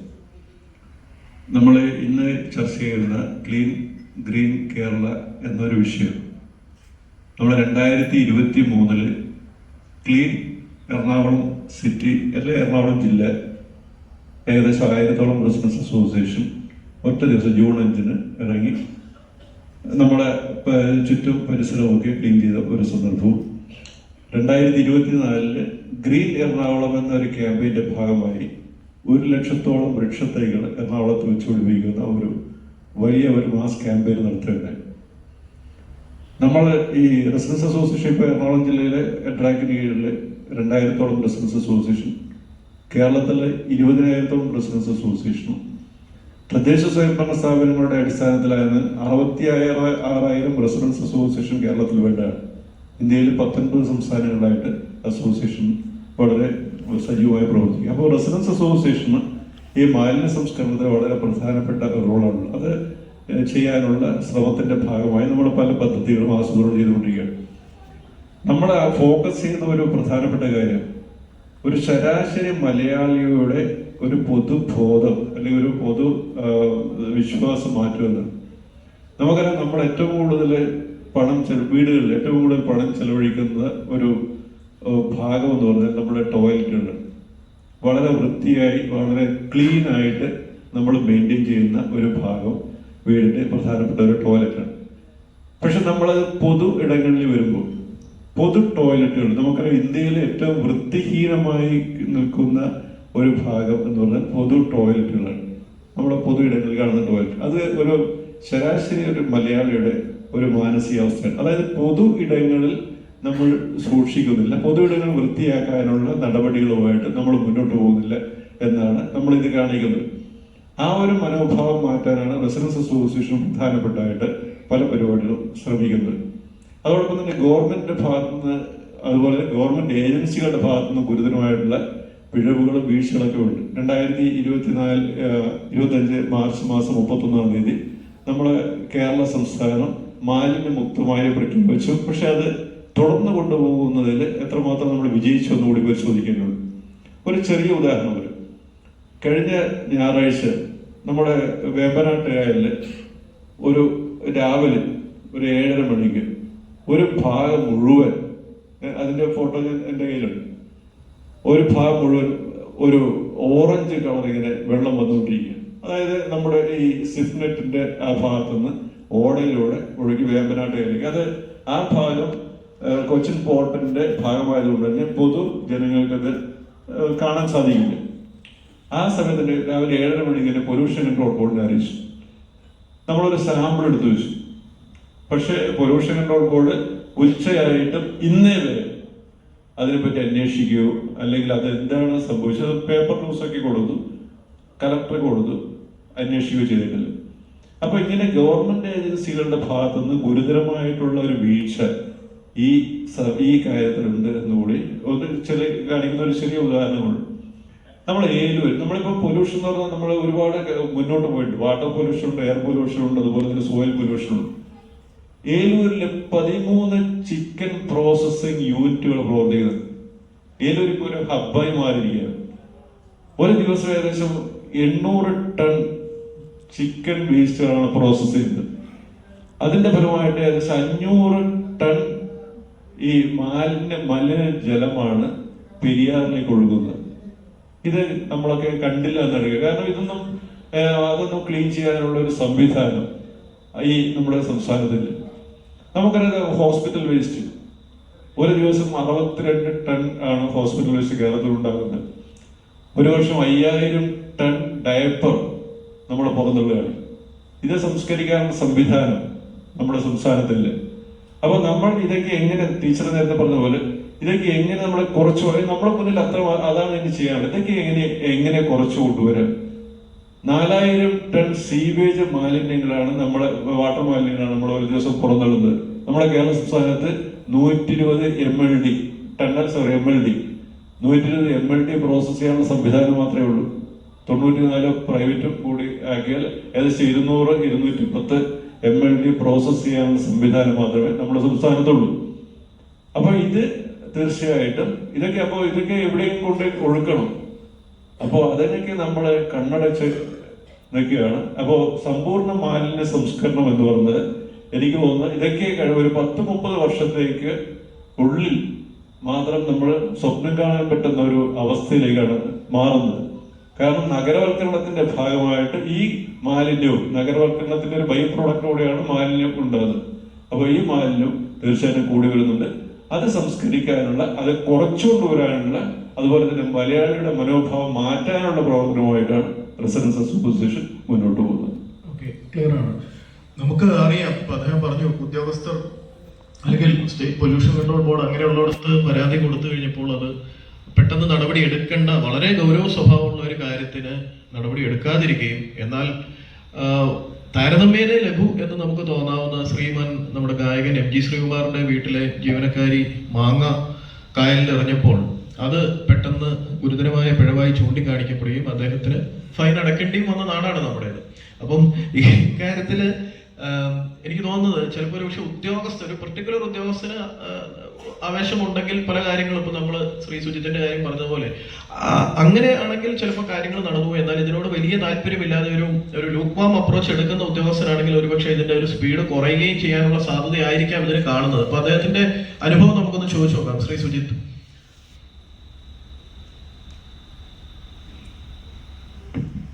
ഓക്കെ, ഇതിനകത്ത് ശ്രീ അജിത്ത് പറഞ്ഞ് നിർത്തിയ പല കാര്യങ്ങളുണ്ട്. അതിനകത്ത് എൻഫോഴ്സ്മെൻ്റ് ഒരു വളരെ പ്രധാനപ്പെട്ട സംഗതിയാണ്. മറ്റു രാജ്യങ്ങളിൽ ഏറ്റവും പ്രധാനപ്പെട്ട സംഗതി എൻഫോഴ്സ്മെൻറ്റ് തന്നെയാണ്. വികസിത രാജ്യങ്ങളിൽ ഏറ്റവും പ്രധാനപ്പെട്ട സംഗതി എൻഫോഴ്സ്മെൻ്റാണ്. ഞാനൊരു ഫേസ്ബുക്കിൽ എൻ്റെ ഒരു ഫ്രണ്ട് എഴുതിയൊരു കഥ ഇങ്ങനെ വായിച്ചത്, കഥയല്ല സംഭവമാണ്. അവിടെ യൂറോപ്യൻ രാജ്യത്ത് നമ്മൾ ചെന്ന് ഇറങ്ങിയാൽ മുനിസിപ്പാലിറ്റിയിൽ പോയി രജിസ്റ്റർ ചെയ്യണം. അപ്പോൾ അവിടെ ചെല്ലുമ്പോഴത്തേക്ക് പലതരത്തിലുള്ള ബക്കറ്റുകൾ തരും, പല നിറത്തിലുള്ള ബക്കറ്റുകൾ തരും. അപ്പോൾ ഒരു ചാർട്ടും തരും. Monday bio waste, Tuesday non bio, Thursday sanitary waste എന്നൊക്കെ പറഞ്ഞിട്ട് എഴുതിയിട്ടുണ്ടാവും. അപ്പോൾ ഇതൊക്കെ വാങ്ങിച്ചിട്ട് അദ്ദേഹത്തിന് പൂർണ്ണമായിട്ടൊന്നും മനസ്സിലായില്ല, എന്നാലും വേസ്റ്റ് കളക്ട് ചെയ്ത് വെക്കാനുള്ള ബിൻസാണ്, സെഗ്രിഗേറ്റ് ചെയ്ത് വെക്കാനുള്ള ബിൻസാണെന്ന് മനസ്സിലായി. അദ്ദേഹം വീട്ടിൽ കൊണ്ട് വെച്ചു. മൺഡേ ആയപ്പോഴത്തേക്ക് വീടിൻ്റെ വാതിക്കൽ ബെല്ലടിച്ചു. അപ്പോൾ ഞങ്ങൾ മുനിസിപ്പാലിറ്റിയിൽ നിന്ന് വരികയാണ്, ബയോ വേസ്റ്റ് കളക്ട് ചെയ്യാൻ വരികയാണെന്ന് പറഞ്ഞു. അപ്പോൾ അദ്ദേഹം പറഞ്ഞു, എനിക്ക് ബയോ വേസ്റ്റ് ഒന്നുമില്ല, നിങ്ങൾക്കിവിടെ ബയോ വേസ്റ്റ് ഒന്നും കളക്ട് ചെയ്തിട്ടില്ല. അപ്പോൾ അവർ തിരിച്ചു പോയി. പിറ്റേ ദിവസം വന്നു, ട്യൂസ്ഡേ വന്നു, നോൺ ബയോ വേസ്റ്റ് കളക്ട് ചെയ്യാൻ വരികയാണ്. നേരത്തെ പോലെ ബെല്ലടിച്ചു. ഞങ്ങൾക്ക് നോൺ ബയോ, ഞങ്ങളുടെ വേസ്റ്റ് ഒന്നും ഉണ്ടാക്കുന്നില്ല എന്ന് അദ്ദേഹം പറഞ്ഞു. വെനസ്ഡേ വന്നിട്ട് വീണ്ടും ബെല്ലടിച്ചപ്പോഴത്തേക്ക് അദ്ദേഹം അപ്പോഴും പറഞ്ഞു, ഇവിടെ സാനിറ്ററി വേസ്റ്റ് ഒന്നും ഇല്ല എന്ന് പറഞ്ഞു. അപ്പോഴത്തേക്ക് അവരുടെ വിധം മാറി, അവരുടെ റെസീപ്റ്റ് എടുത്തു, ഫൈൻ ഇമ്പോസ് ഇത്ര യൂറോ ആണെന്ന് പറഞ്ഞപ്പോഴത്തേക്ക് പുള്ളി കാലേ വീണു. അപ്പോൾ അവർ പറഞ്ഞതാണ്, നിങ്ങൾ ഇത്രയും ദിവസം ഇവിടെ താമസിച്ചു, നിങ്ങൾക്ക് വേസ്റ്റ് ജനറേറ്റ് ചെയ്യാൻ താമസിക്കാൻ കഴിയില്ല. ആ വേസ്റ്റ് നിങ്ങൾ എവിടെയോ കൊണ്ടേ ഇട്ടു. സത്യത്തിൽ അങ്ങനെയാണ് സംഭവിച്ചത്.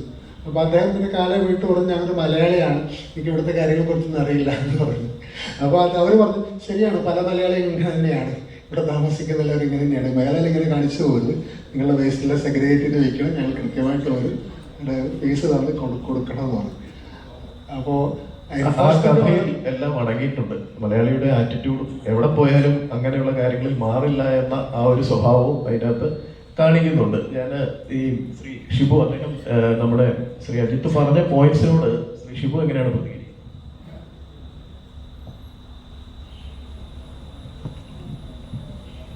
അത് ഇപ്പോൾ ഈ മലയാളികൾ അങ്ങനെ അതിനോട് ഞാൻ യോജിക്കുന്നില്ല. കാരണം പൊതുവെ നമുക്കത് അങ്ങനെ ഒരു സിറ്റുവേഷൻ, സാഹചര്യം, അത് മനുഷ്യരുടെ പൊതുവേ ഉള്ളൊരു കാര്യമാണ്. നമ്മളൊരു നിയമത്തിൻ്റെയൊക്കെ ചുറ്റുവട്ടത്തിൽ നമുക്ക് കുറച്ച് ഫ്രീഡം കിട്ടുകയാണെങ്കിൽ നമ്മളത് മാക്സിമം യൂസ് ചെയ്യും. അപ്പം ഞാൻ എൻ്റെ മിഷനെ വെച്ചിട്ട് തന്നെ പറയാം കേട്ടോ. ആലുവയിൽ ഞാൻ ആദ്യം ചെയ്തിരിക്കുന്നത് ഒരു ബൂത്താണ്, ഒരു ഡിസൈൻ ചെയ്തൊരു ബൂത്ത്. അതിൽ നമുക്ക് പരസ്യം കൊടുത്തിരുന്നത്, നിങ്ങൾ വലിച്ചെറിയുന്നതിനും എളുപ്പത്തിൽ മാലിന്യം നിക്ഷേപിക്കാനായിട്ട് ഏറ്റവും ഹൈജീനിക് ആയിട്ടുള്ളൊരു സ്ഥലം. ഇതാണ് നമ്മൾ പരസ്യം ചെയ്തത്. അത് ഭയങ്കരമായിട്ട് ഹൈലൈറ്റ് ആയി. കാരണം നമ്മൾ വലിച്ചെറിയാൻ പോകുന്ന സ്ഥലം എന്ന് പറഞ്ഞു കഴിഞ്ഞാൽ ഏറ്റവും വൃത്തിഹീനമായ സ്ഥലത്ത് നോക്കി നമ്മൾ ഒളിച്ചും പതുങ്ങിയൊക്കെ കൊണ്ടേ കളയണമല്ലോ. ഇത് പാട്ട് കേട്ട് നല്ല വൃത്തിയുള്ള ഒരു പാർക്കിന് സാമ്യമുള്ള വൃത്തിയുള്ള ഒരു സ്ഥലം കാണിച്ചു കൊടുത്തിട്ട് നിങ്ങൾ കേട്ടോ, ചെറിയൊരു യൂസർ ഫീ അടക്കണം, അത്രേ ഉള്ളൂ. അങ്ങനെയാണ് നമ്മൾ അതിന് ചെയ്തത്.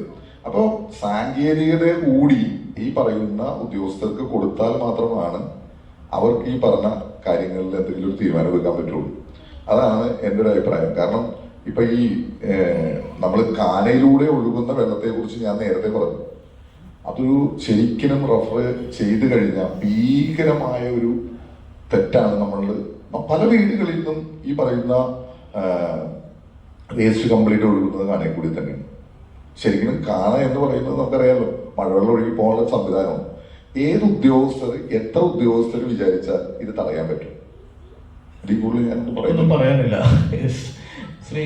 ശ്രീമതി നിർമ്മല പത്മനാഭൻ, അങ്ങയുടെ വ്യക്തിപരമായ ഒരു അഭിപ്രായം, ഇങ്ങനെയുള്ള കാര്യങ്ങളുമായി ഒരു ക്രൂസൈഡറായിട്ട് നടക്കുമ്പോൾ കണ്ട വ്യക്തിപരമായ അനുഭവം, പ്രത്യേകിച്ചും മലയാളികളുടെ പക്ഷത്തു നിന്നും. വ്യക്തിപരമായിട്ട് ഞാൻ ഈ പറഞ്ഞ മാതിരി രണ്ടും ഉണ്ട്. ഇപ്പം ഈ അജിത്ത് പറഞ്ഞ മാതിരി ചില ഓഫീസേഴ്സ് നമുക്ക് വളരെ സപ്പോർട്ടീവാണ്. അപ്പം നമുക്കൊരു സന്തോഷമാണ് അവരുടെ കൂടെ വർക്ക് ചെയ്യാൻ. ചിലവർ എന്തെങ്കിലും ആവട്ടെ, അതിൽ വരുമാനം കാണുന്ന, വേറെ കറപ്ഷൻ ഓപ്പർച്യൂണിറ്റീസ് കാണുന്ന ആൾക്കാരുണ്ടാവും. അത് സത്യമാണത്. അത് നമുക്ക് ബുദ്ധിമുട്ടുള്ള കാര്യമാണ്.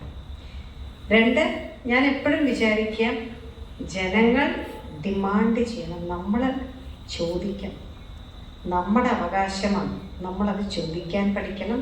അവിടെയാണ് റെസിഡൻസ് അസോസിയേഷൻ മാതിരിയുള്ള സ്ട്രോങ് ഓർഗനൈസേഷൻസ് വേണ്ടത്. ഞങ്ങളുടെ റെസിഡൻസ് അസോസിയേഷനിൽ നിന്ന് ഞങ്ങൾക്ക് ഭയങ്കര ബുദ്ധിമുട്ടാണ്. ഈ 150 രൂപ ഇവർക്ക് ഹരിതകർമ്മ സേനയ്ക്ക് കൊടുക്കുന്നതിന് ഒബ്ജക്ഷൻ പറയുന്ന വീട്ടുകാരുണ്ട്. ആൻഡ് അവരാണ് ഏറ്റവും നല്ലൊരു പ്രവൃത്തി ചെയ്യുന്നതെന്നുള്ളതാണ് എൻ്റെ ഒരു അഭിപ്രായം. അതിൽ വൃത്തിയാക്കി കൊടുക്കാൻ മടിയാക്കുന്ന വേറെ ആൾക്കാരുണ്ട്, ജനങ്ങളുണ്ട്.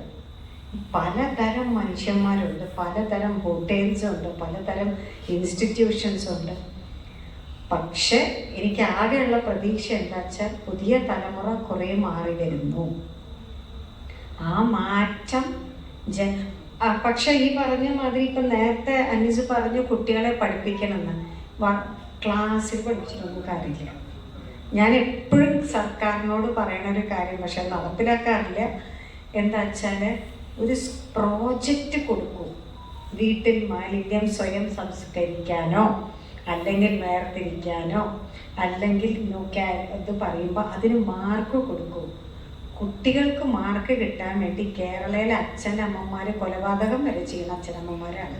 അപ്പോൾ ഒന്നുമില്ല കുട്ടി ചെയ്യിക്കും, അല്ലെങ്കിൽ കുട്ടിക്ക് വേണ്ടി അച്ഛനമ്മമാരെങ്കിലും ചെയ്യും മാർക്കിന് വേണ്ടിയിട്ട്. അപ്പം ഞാൻ എപ്പോഴും പറയാം, LKG മുതൽ വലിയ കുട്ടികളെ അല്ല നമ്മൾ നോക്കേണ്ടത്. ഞങ്ങൾക്കൊക്കെ കോളേജിൽ കിട്ടുമ്പോഴേക്കും സ്വഭാവം ഒരുവിധം സെറ്റായ കുട്ടികളാണ്. നമ്മൾ തുടങ്ങേണ്ടത് LKG സ്കൂളിലെ കുട്ടികൾ.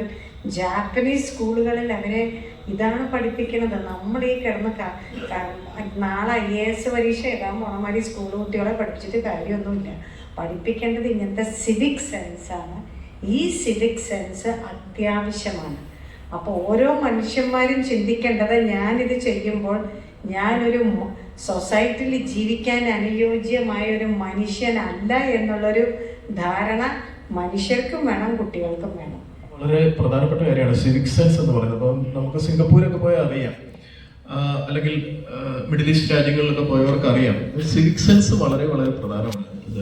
പക്ഷെ നമ്മുടെ കാര്യത്തിൽ, ഭാരതത്തിനെ സംബന്ധിച്ച് അങ്ങനെയുള്ള ഒരു കാര്യത്തിൽ നമ്മൾ വടക്കോട്ട് പോകുമ്പോൾ മോശമാകാണെന്നാണ് പൊതുവെ നമ്മൾ മലയാളികൾ പറയാറുള്ളത്. പക്ഷെ കാരണം നമ്മൾ രണ്ടു നേരമെങ്കിലും കുളിക്കുന്നവരാണ് കുറെ മലയാളികളെങ്കിലും.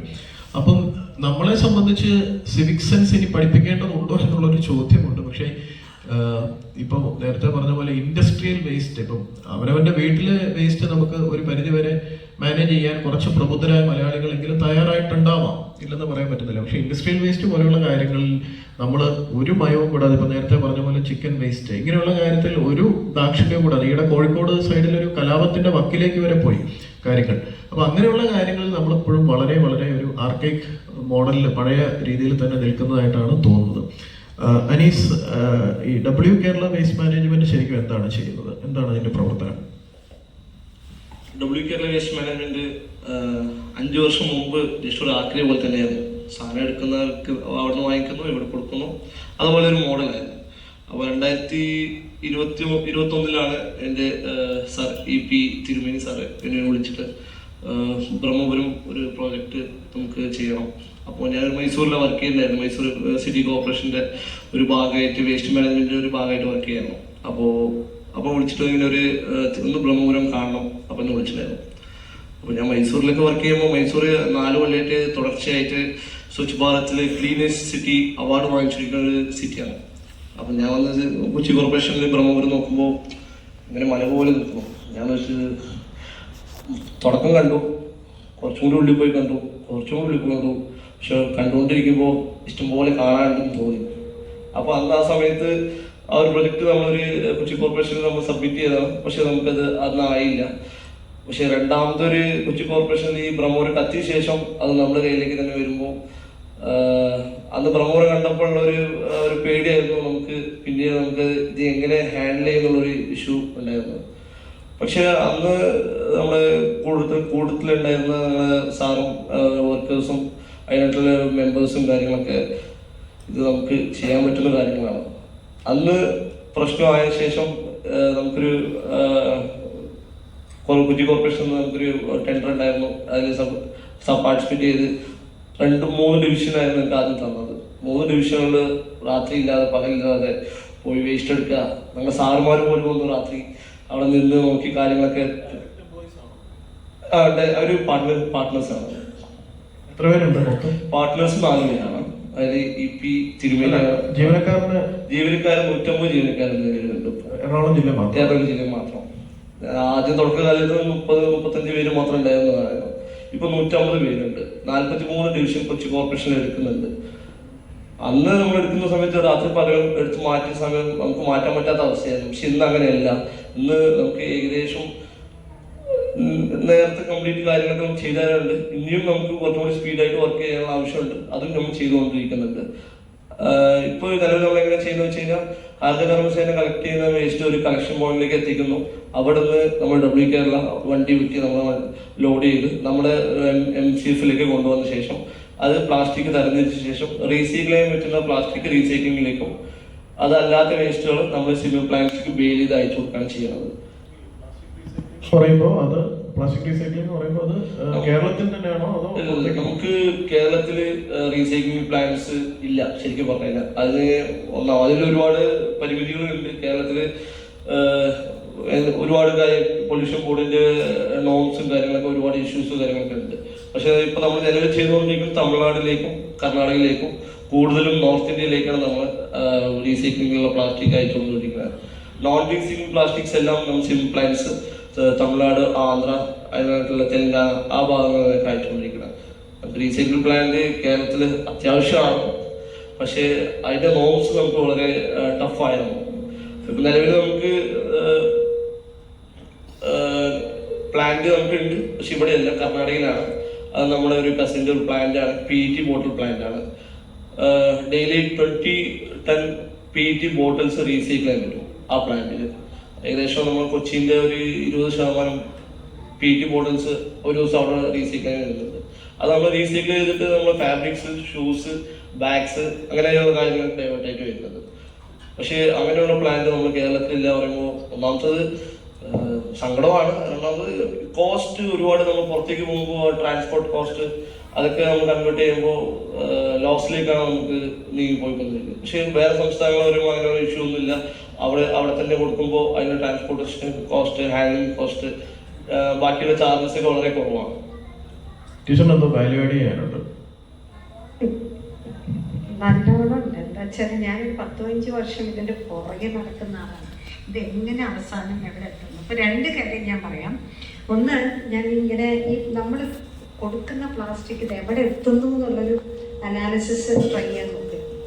അപ്പോൾ കോയമ്പത്തൂരിൽ ഞാൻ മനസ്സിലാക്കിയിടത്തോളം ചെറിയ ഇതിൽ ഇൻഫോർമൽ സെക്ടറിൽ ഇതിന് ഒരുക്കിയിട്ട് പക്ഷെ അവരറിയുന്നില്ല അതിൻ്റെ ഹാംഫുൾ എഫക്ട്സ് അവരെ ഹെൽത്തിനും ഉണ്ട് എന്നുള്ളത്. 2, തിരുപ്പൂരിൽ പുക അങ്ങനത്തെ എല്ലാം വി ഡോണ്ട് നോ.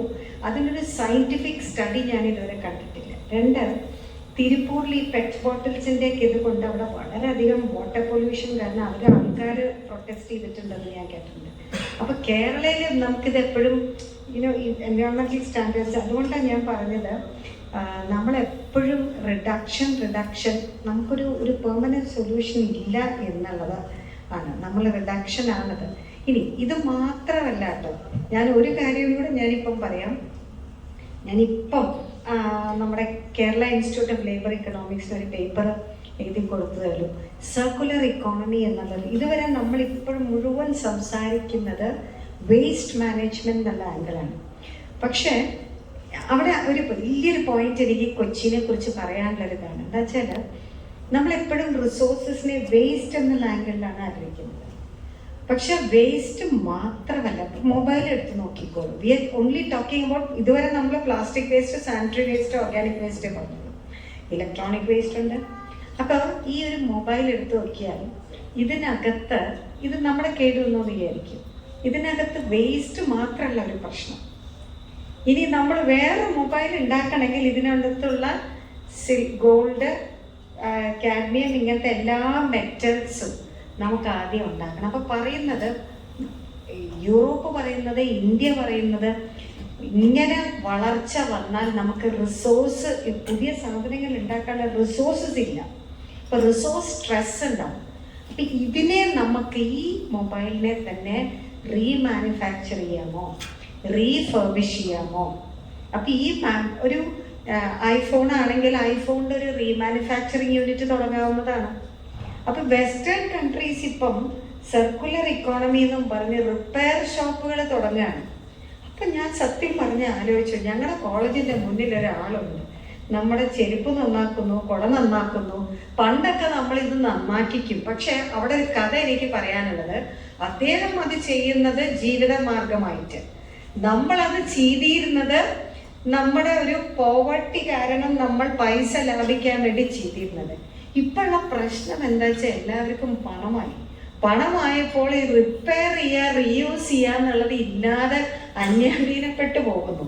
അപ്പം നമ്മളൊരു സോഷ്യൽ എഞ്ചിനീയറിങ് കേരളയിൽ ആവശ്യമാണ്.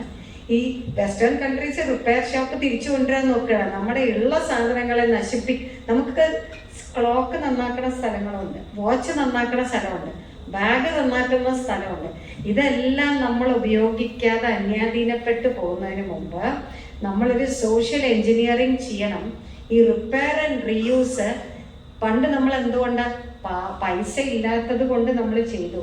ആ ഒരു ഇത് മാറി ഇതൊരു സസ്റ്റൈനബിൾ പ്രാക്ടീസിന്, കേരളയുടെ വളർച്ചയ്ക്ക്, കേരളയുടെ സസ്റ്റൈനബിൾ ഡെവലപ്മെന്റ് നമ്മുടെ മനുഷ്യരാശിക്ക് ആവശ്യമായ ഒരു നല്ല കാര്യമാണ് എന്നുള്ളൊരു പെർസ്പെക്റ്റീവ് മാധ്യമങ്ങളും ജനങ്ങളും എല്ലാവരും കൊണ്ടുവന്ന് ഈ സർക്കുലർ റിപ്പയർ ഷോപ്സിനെ മെയിൻറ്റെയിൻ ചെയ്തില്ലെങ്കിൽ we are heading for trouble in everything.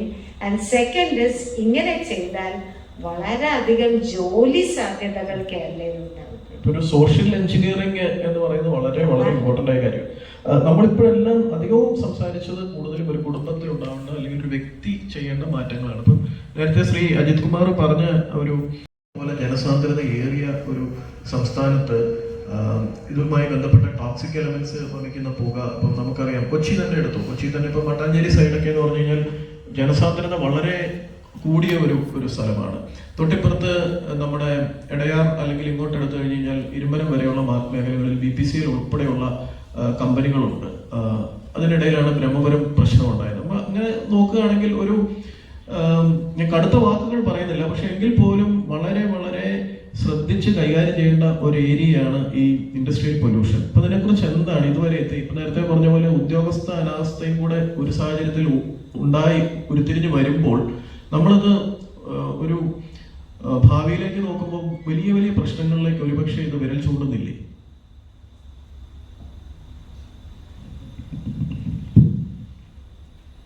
ഇതില് ഒരു പ്രധാനപ്പെട്ട കാര്യം ടീച്ചർ പറഞ്ഞ പോലെ റിഡക്ഷൻ. നമ്മുടെ വിദേശ രാജ്യങ്ങളിൽ ഒരു ഹോട്ടലിൽ പോയാലും അവിടെ ഒരു ബോർഡുണ്ട്, വേസ്റ്റ്, നമ്മുടെ ഫുഡ് വേസ്റ്റ് എത്രയാണോ നമ്മൾ ഉണ്ടാക്കുന്നത് അത് തൂക്കി അതിന് ഫൈൻ അടിക്കുന്ന ഒരു പരസ്യമാണ്. അതായത് നമ്മൾ എത്രമാത്രം ഫുഡ് വേസ്റ്റ് ഉണ്ടാക്കുന്നോ അതിന് ഫൈൻ അടിക്കുന്ന ഒരു സിസ്റ്റമാണ് അവിടെ ഉള്ളത്. നമ്മളൊരു കാര്യം മനസ്സിലാക്കിയത്, ഇതുപോലെ നമ്മുടെ വീട്ടിലുണ്ടാകുന്ന ജൈവ മാലിന്യങ്ങൾ, നമ്മുടെ കുട്ടികൾ എന്തുമാത്രം ഒരു ഹോട്ടലിൽ പോയാലും അല്ലെങ്കിൽ വീട്ടിലാണെങ്കിലും നമ്മുടെ ഒരുപാട് വേസ്റ്റുകൾ എങ്ങനെയാണ് വരുന്നത്. നമ്മൾ അനാവശ്യമായിട്ട് അല്ലെങ്കിൽ ആവശ്യത്തിൽ കൂടുതൽ ഭക്ഷണ പദാർത്ഥങ്ങൾ വാങ്ങിക്കുകയും കുറച്ച് മാത്രം കഴിച്ച് ബാക്കി അത് വേസ്റ്റിലേക്ക് തള്ളുന്നൊരു പ്രവണത നമ്മുടെ കേരളത്തിൽ, അത് എനിക്ക് തോന്നുന്നത് ഈ ടീച്ചർ പറഞ്ഞ പോലെ നമ്മുടെ എല്ലാവരും സമ്പത്തിലേക്ക് പോകുന്നു, അല്ലെങ്കിൽ സാമ്പത്തികമായിട്ട് കുറച്ചുകൂടി അഭിവൃദ്ധി പ്രാപിക്കുന്നതിന്റെ ഒരു ഉപോൽപ്പന്നം കൂടിയാണ്. ഇപ്പൊ ഫുഡ് വേസ്റ്റുകൾ നമുക്ക് കുറയ്ക്കാൻ സാധിക്കും.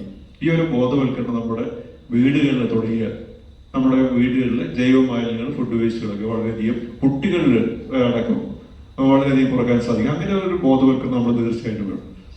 പിന്നെ നേരത്തെ പറഞ്ഞ പോലെ ഉദ്യോഗസ്ഥന്മാരുടെ ഒരു അനാസ്ഥ, തീർച്ചയായിട്ടും നേരത്തെ നമ്മുടെ ടീച്ചർ പറഞ്ഞ വളരെ കൃത്യമായ കാര്യമാണ്. നമ്മുടെ നിരോധിച്ച ഉൽപ്പന്നങ്ങൾ എങ്ങനെയാണ് നമ്മുടെ മുന്നിലെത്തുന്നത്?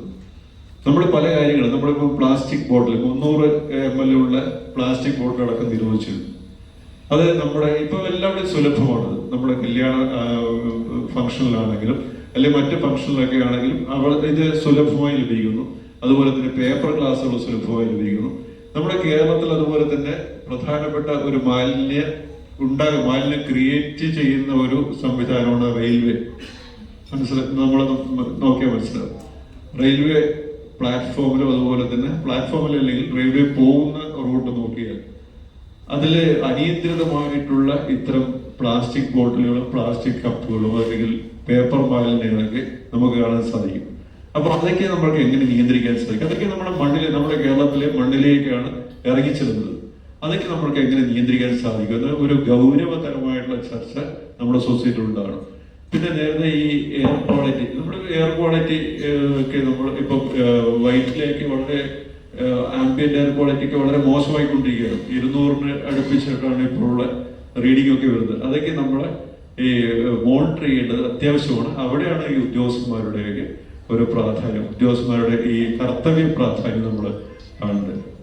ശ്രീ സുജിത്, ഈ ഇൻഡസ്ട്രിയൽ പൊല്യൂഷനെ സംബന്ധിച്ച് വരുന്നൊരു പരിമിതി ഇതിനെ മോണിറ്റർ ചെയ്യുന്നത് ഉദ്യോഗസ്ഥർ മാത്രമാണെന്നുള്ളതാണ്. PCB ഉദ്യോഗസ്ഥർ മാത്രമാണ്. അതിനകത്ത് പലതരത്തിലുള്ള പരാതികളും തർക്കങ്ങളൊക്കെ ഉണ്ട്. അപ്പോൾ എനിക്ക് തോന്നുന്നൊരു സോഷ്യൽ ഓഡിറ്റ് ഈ സ്ഥാപനങ്ങൾക്ക് നൽകുന്നത് നല്ലതായിരിക്കും. ഡിഫറെൻറ്റ് സ്ട്രാറ്റയിലുള്ള ആൾക്കാരെ ഉൾപ്പെടുത്തിക്കൊണ്ട്, ഇപ്പോൾ ജനപ്രതിനിധികൾ, ഹെൽത്ത് ഡിപ്പാർട്ട്മെൻറ്റിലെ ആൾക്കാർ, അതുപോലെ നഗരസഭാ ജീവനക്കാർ, അത്തരത്തിൽ എൻവയോൺമെൻറ്റൽ എക്സ്പേർട്ടുകൾ, ഇത്തരത്തിലുള്ള ആൾക്കാരെ യോജിപ്പിച്ചുള്ള ഒരു ടീം ഓഫ് എക്സ്പേർട്സ്, ഒരു ജനങ്ങളുടെ ഒരു സംഘം ഈ സ്ഥാപനങ്ങൾ മന്ത്ലി അല്ലെങ്കിൽ വീക്കിലി സന്ദർശിച്ച്, നേരത്തെ പറഞ്ഞ റെസിഡൻഷ്യൽ വെൽഫെയർ അസോസിയേഷൻ്റെ ആൾക്കാർ അവർ സന്ദർശിച്ച് അവർക്ക് ആവശ്യമായിട്ടുള്ള ഈ പൊല്യൂഷൻ കൺട്രോൾ മെഷേഴ്സ് എല്ലാം കൃത്യമായി വർക്ക് ചെയ്യുന്നുണ്ടോ എന്ന് നോക്കുകയാണ് വേണ്ടത്. പലപ്പോഴും ഒരു PCB കാണിക്കാൻ വേണ്ടി മാത്രമാണ് ഇവർ ഇത്തരം പ്ലാന്റുകളും മറ്റും പ്രവർത്തിപ്പിക്കുന്നത്.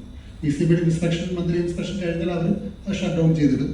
കാര്യം അവർക്ക് അതിൻ്റെ ചിലവ് താങ്ങാനാകുന്നില്ല എന്നാണ് അവരുടെ അവകാശമാണ്. പക്ഷെ അത് അവരുടെ ഇതിൻ്റെ ഭാഗമാണ്, അവരുടെ പ്രവർത്തന ചെലവിൻ്റെ ഭാഗമാണ്. അപ്പോൾ ആ തരത്തിലൊരു സോഷ്യൽ ഓഡിറ്റ് സംവിധാനം സെറ്റപ്പ് ചെയ്യേണ്ടതുണ്ട് ഇൻഡസ്ട്രിയൽ പൊല്യൂഷൻ. പ്രധാനപ്പെട്ട ഒരു പോയിന്റാണ്. പറഞ്ഞോ. ജസ്റ്റ് ഒരു പോയിന്റ് ആഡ് ചെയ്യട്ടെ. ഇൻഡസ്ട്രീസിന്റെ കാര്യം ചോദിച്ചു അല്ലേ? ഇൻഡസ്ട്രീസിന് extended producer responsibility act government of India കൊടുക്കുന്നുണ്ട്. 13 ഇൻഡസ്ട്രീസാണ് അതിനകത്തുള്ളത്. Electronics, used oil, batteries, tyre, പിന്നെ പ്ലാസ്റ്റിക് ഒക്കെ, ഇങ്ങനെ 13 ഇൻഡസ്ട്രീസ്. ഇതെങ്ങനെയാണ് വർക്ക് ചെയ്യണമെന്ന് പറഞ്ഞുതരാം. പ്ലാസ്റ്റിക്കിൻ്റെ കാര്യത്തിൽ ഞാൻ പറഞ്ഞുതരാം എങ്ങനെയാണ് വർക്ക് ചെയ്യണമെന്ന് വെച്ചാൽ, പ്ലാസ്റ്റിക് പാക്കേജിങ് മാത്രമേ എടുത്തിട്ടുള്ളൂ അവർ. എന്താ വെച്ചാൽ ഏറ്റവും അധികം വേസ്റ്റ് എവിടെയാണോ വരുന്നത്.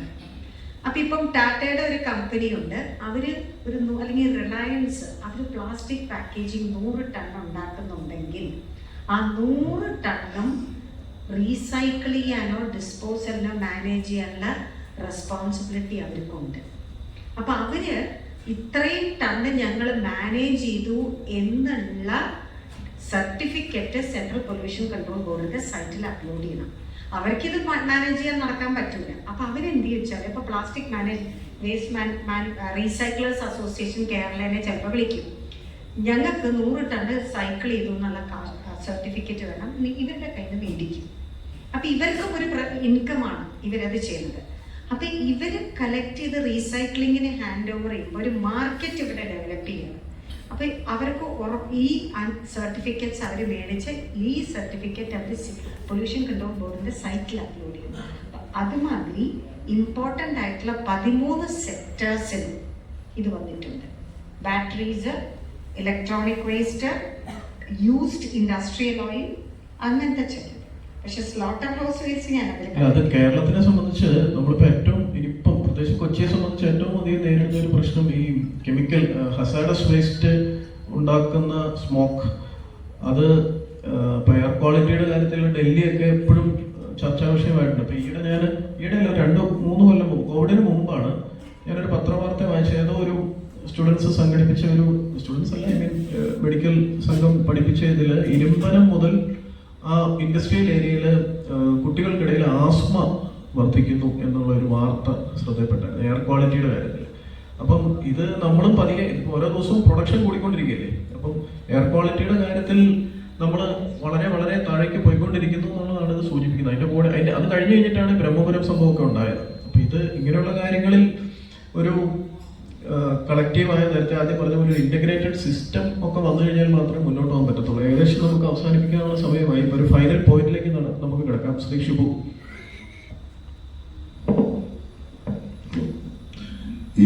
ഇപ്പൊ നമ്മളിവിടെ ചർച്ച ചെയ്തതിൽ മാലിന്യ സംസ്കരണം എന്നൊരു വിഷയത്തിൽ നമുക്ക് ഏറ്റവും കൂടുതൽ ഉത്തരവാദിത്വം, അതായത് സ്വന്തം നിലയിൽ നമുക്കത് ചെയ്യാൻ കഴിയുക എന്നുള്ളതാണ്. അതായത് നമുക്ക് പല സിസ്റ്റങ്ങളുണ്ടാവും, അതിൽ പോരായ്മകളുണ്ടാവും. ഇപ്പോൾ നമുക്ക് പറയാൻ പറ്റും വിദേശ രാജ്യങ്ങളിൽ അങ്ങനെയാണ്, ഇവിടെ ഇങ്ങനെയാണ്. അതൊന്നുമല്ല, നമുക്ക് കുറച്ചൊക്കെ ഫോളോ ചെയ്യാൻ പറ്റുന്ന ഒരു കാര്യം. പിന്നെ ഒരു ചെറിയൊരു ഇതെന്താണെന്ന് വെച്ച് കഴിഞ്ഞാൽ ഫുഡ് വേസ്റ്റ് മാക്സിമം കുറച്ച് ഉണ്ടാക്കുക എന്നതിനോട് എനിക്ക് യോജിപ്പില്ല. കാരണം ഒരുപാട് കർഷകരുടെ അധ്വാനത്തിൽ ഇപ്പൊ നമുക്കറിയാലോ തക്കാളിയൊക്കെ ഉപയോഗിക്കാതെ കുഴിച്ചു കൂടുന്ന ഒരവസ്ഥയാണ്. അപ്പം ഉപയോഗിക്കാം, പക്ഷെ ഉണ്ടാവുന്ന വേസ്റ്റ് നമ്മൾ തന്നെ കൃത്യമായിട്ട് സംസ്കരിക്കുക എന്നുള്ളതാണ്. അതായത് കർഷകന്റെ ഇത് നമ്മൾ മേടിക്കാതിരിക്കരുത്. നിങ്ങൾ മാക്സിമം മേടിച്ചു പോവാം, എന്നിട്ട് എന്ത് ചെയ്യാം, നമ്മളത് കൃത്യമായിട്ട് മാനേജ് ചെയ്യാം. നമ്മൾ ഉപയോഗം കഴിയുന്ന സാധനം കൃത്യമായിട്ട് മാനേജ് ചെയ്യാം. ഇപ്പൊ നഗരസഭകളിൽ യൂസർ ഫീ കിട്ടുന്നുണ്ടെങ്കിൽ അങ്ങനെ ആയിക്കോട്ടെ. പിന്നെ ഈ പ്ലാസ്റ്റിക്കിലെ എൻ്റെ ഒരു അഭിപ്രായം എന്താണെന്ന് വെച്ച് കഴിഞ്ഞാൽ, ഈ വിദേശ രാജ്യം, അത് ഞാനൊന്ന് കോപ്പി എടുത്തിട്ട് പറയുകയാണ്, അതിന് മാക്സിമം പൈസ ഈടാക്കുക. അതായത് ഇപ്പൊ ഒരു വെള്ളക്കുപ്പി കൊണ്ടുപോയി കൊടുത്തു കഴിഞ്ഞാൽ 10 രൂപ കിട്ടുമെങ്കിൽ ആ കുപ്പി നിങ്ങൾക്ക് പിന്നെ കണ്ണെടുത്ത സ്ഥലത്ത് കാണാൻ പറ്റില്ല. നിങ്ങൾ 20 രൂപക്ക് 30 രൂപക്ക് കുപ്പി കൊടുത്തു. ലഹരി പദാർത്ഥങ്ങൾ അതിനങ്ങനെയാണല്ലോ ചെയ്യുന്നത്. 30 രൂപ പ്ലാസ്റ്റിക് കുപ്പി കൊടുത്തു, തിരിച്ചു കൊടുക്കുമ്പോൾ 20 രൂപ കിട്ടും. അങ്ങനെ ഒരു ഇത് വന്നു കഴിഞ്ഞാൽ തീരാവുന്ന പ്രശ്നമുള്ളത്. അപ്പോൾ ഞാൻ കൂടുതലായിട്ടൊന്നും പറഞ്ഞ് ഇതാക്കുന്നില്ല. ഇത്തരത്തിലുള്ള നല്ല മാനേജിംഗ് സിസ്റ്റങ്ങൾ കൊണ്ടുവന്ന് ഇത് പരിഹരിക്കാൻ ശ്രമിക്കുക, ഉള്ള പരിമിതിയിൽ നിന്നുകൊണ്ട്. Okay, Ajith Kumar, final point.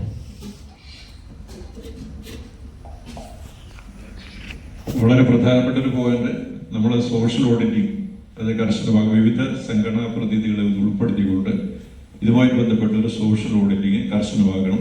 അതോടൊപ്പം തന്നെ നമ്മൾക്കിടയിൽ ഉള്ള ബോധവൽക്കരണം നമ്മൾ ചുരുക്കാനും, അതോടൊപ്പം തന്നെ നമ്മൾ ചോദ്യം ചെയ്യപ്പെടാനും, നമ്മൾ മറ്റുള്ള ഈ കാര്യങ്ങൾ കാണുമ്പോൾ ചോദ്യം ചെയ്യപ്പെടാനും നമ്മൾ തയ്യാറാണ്.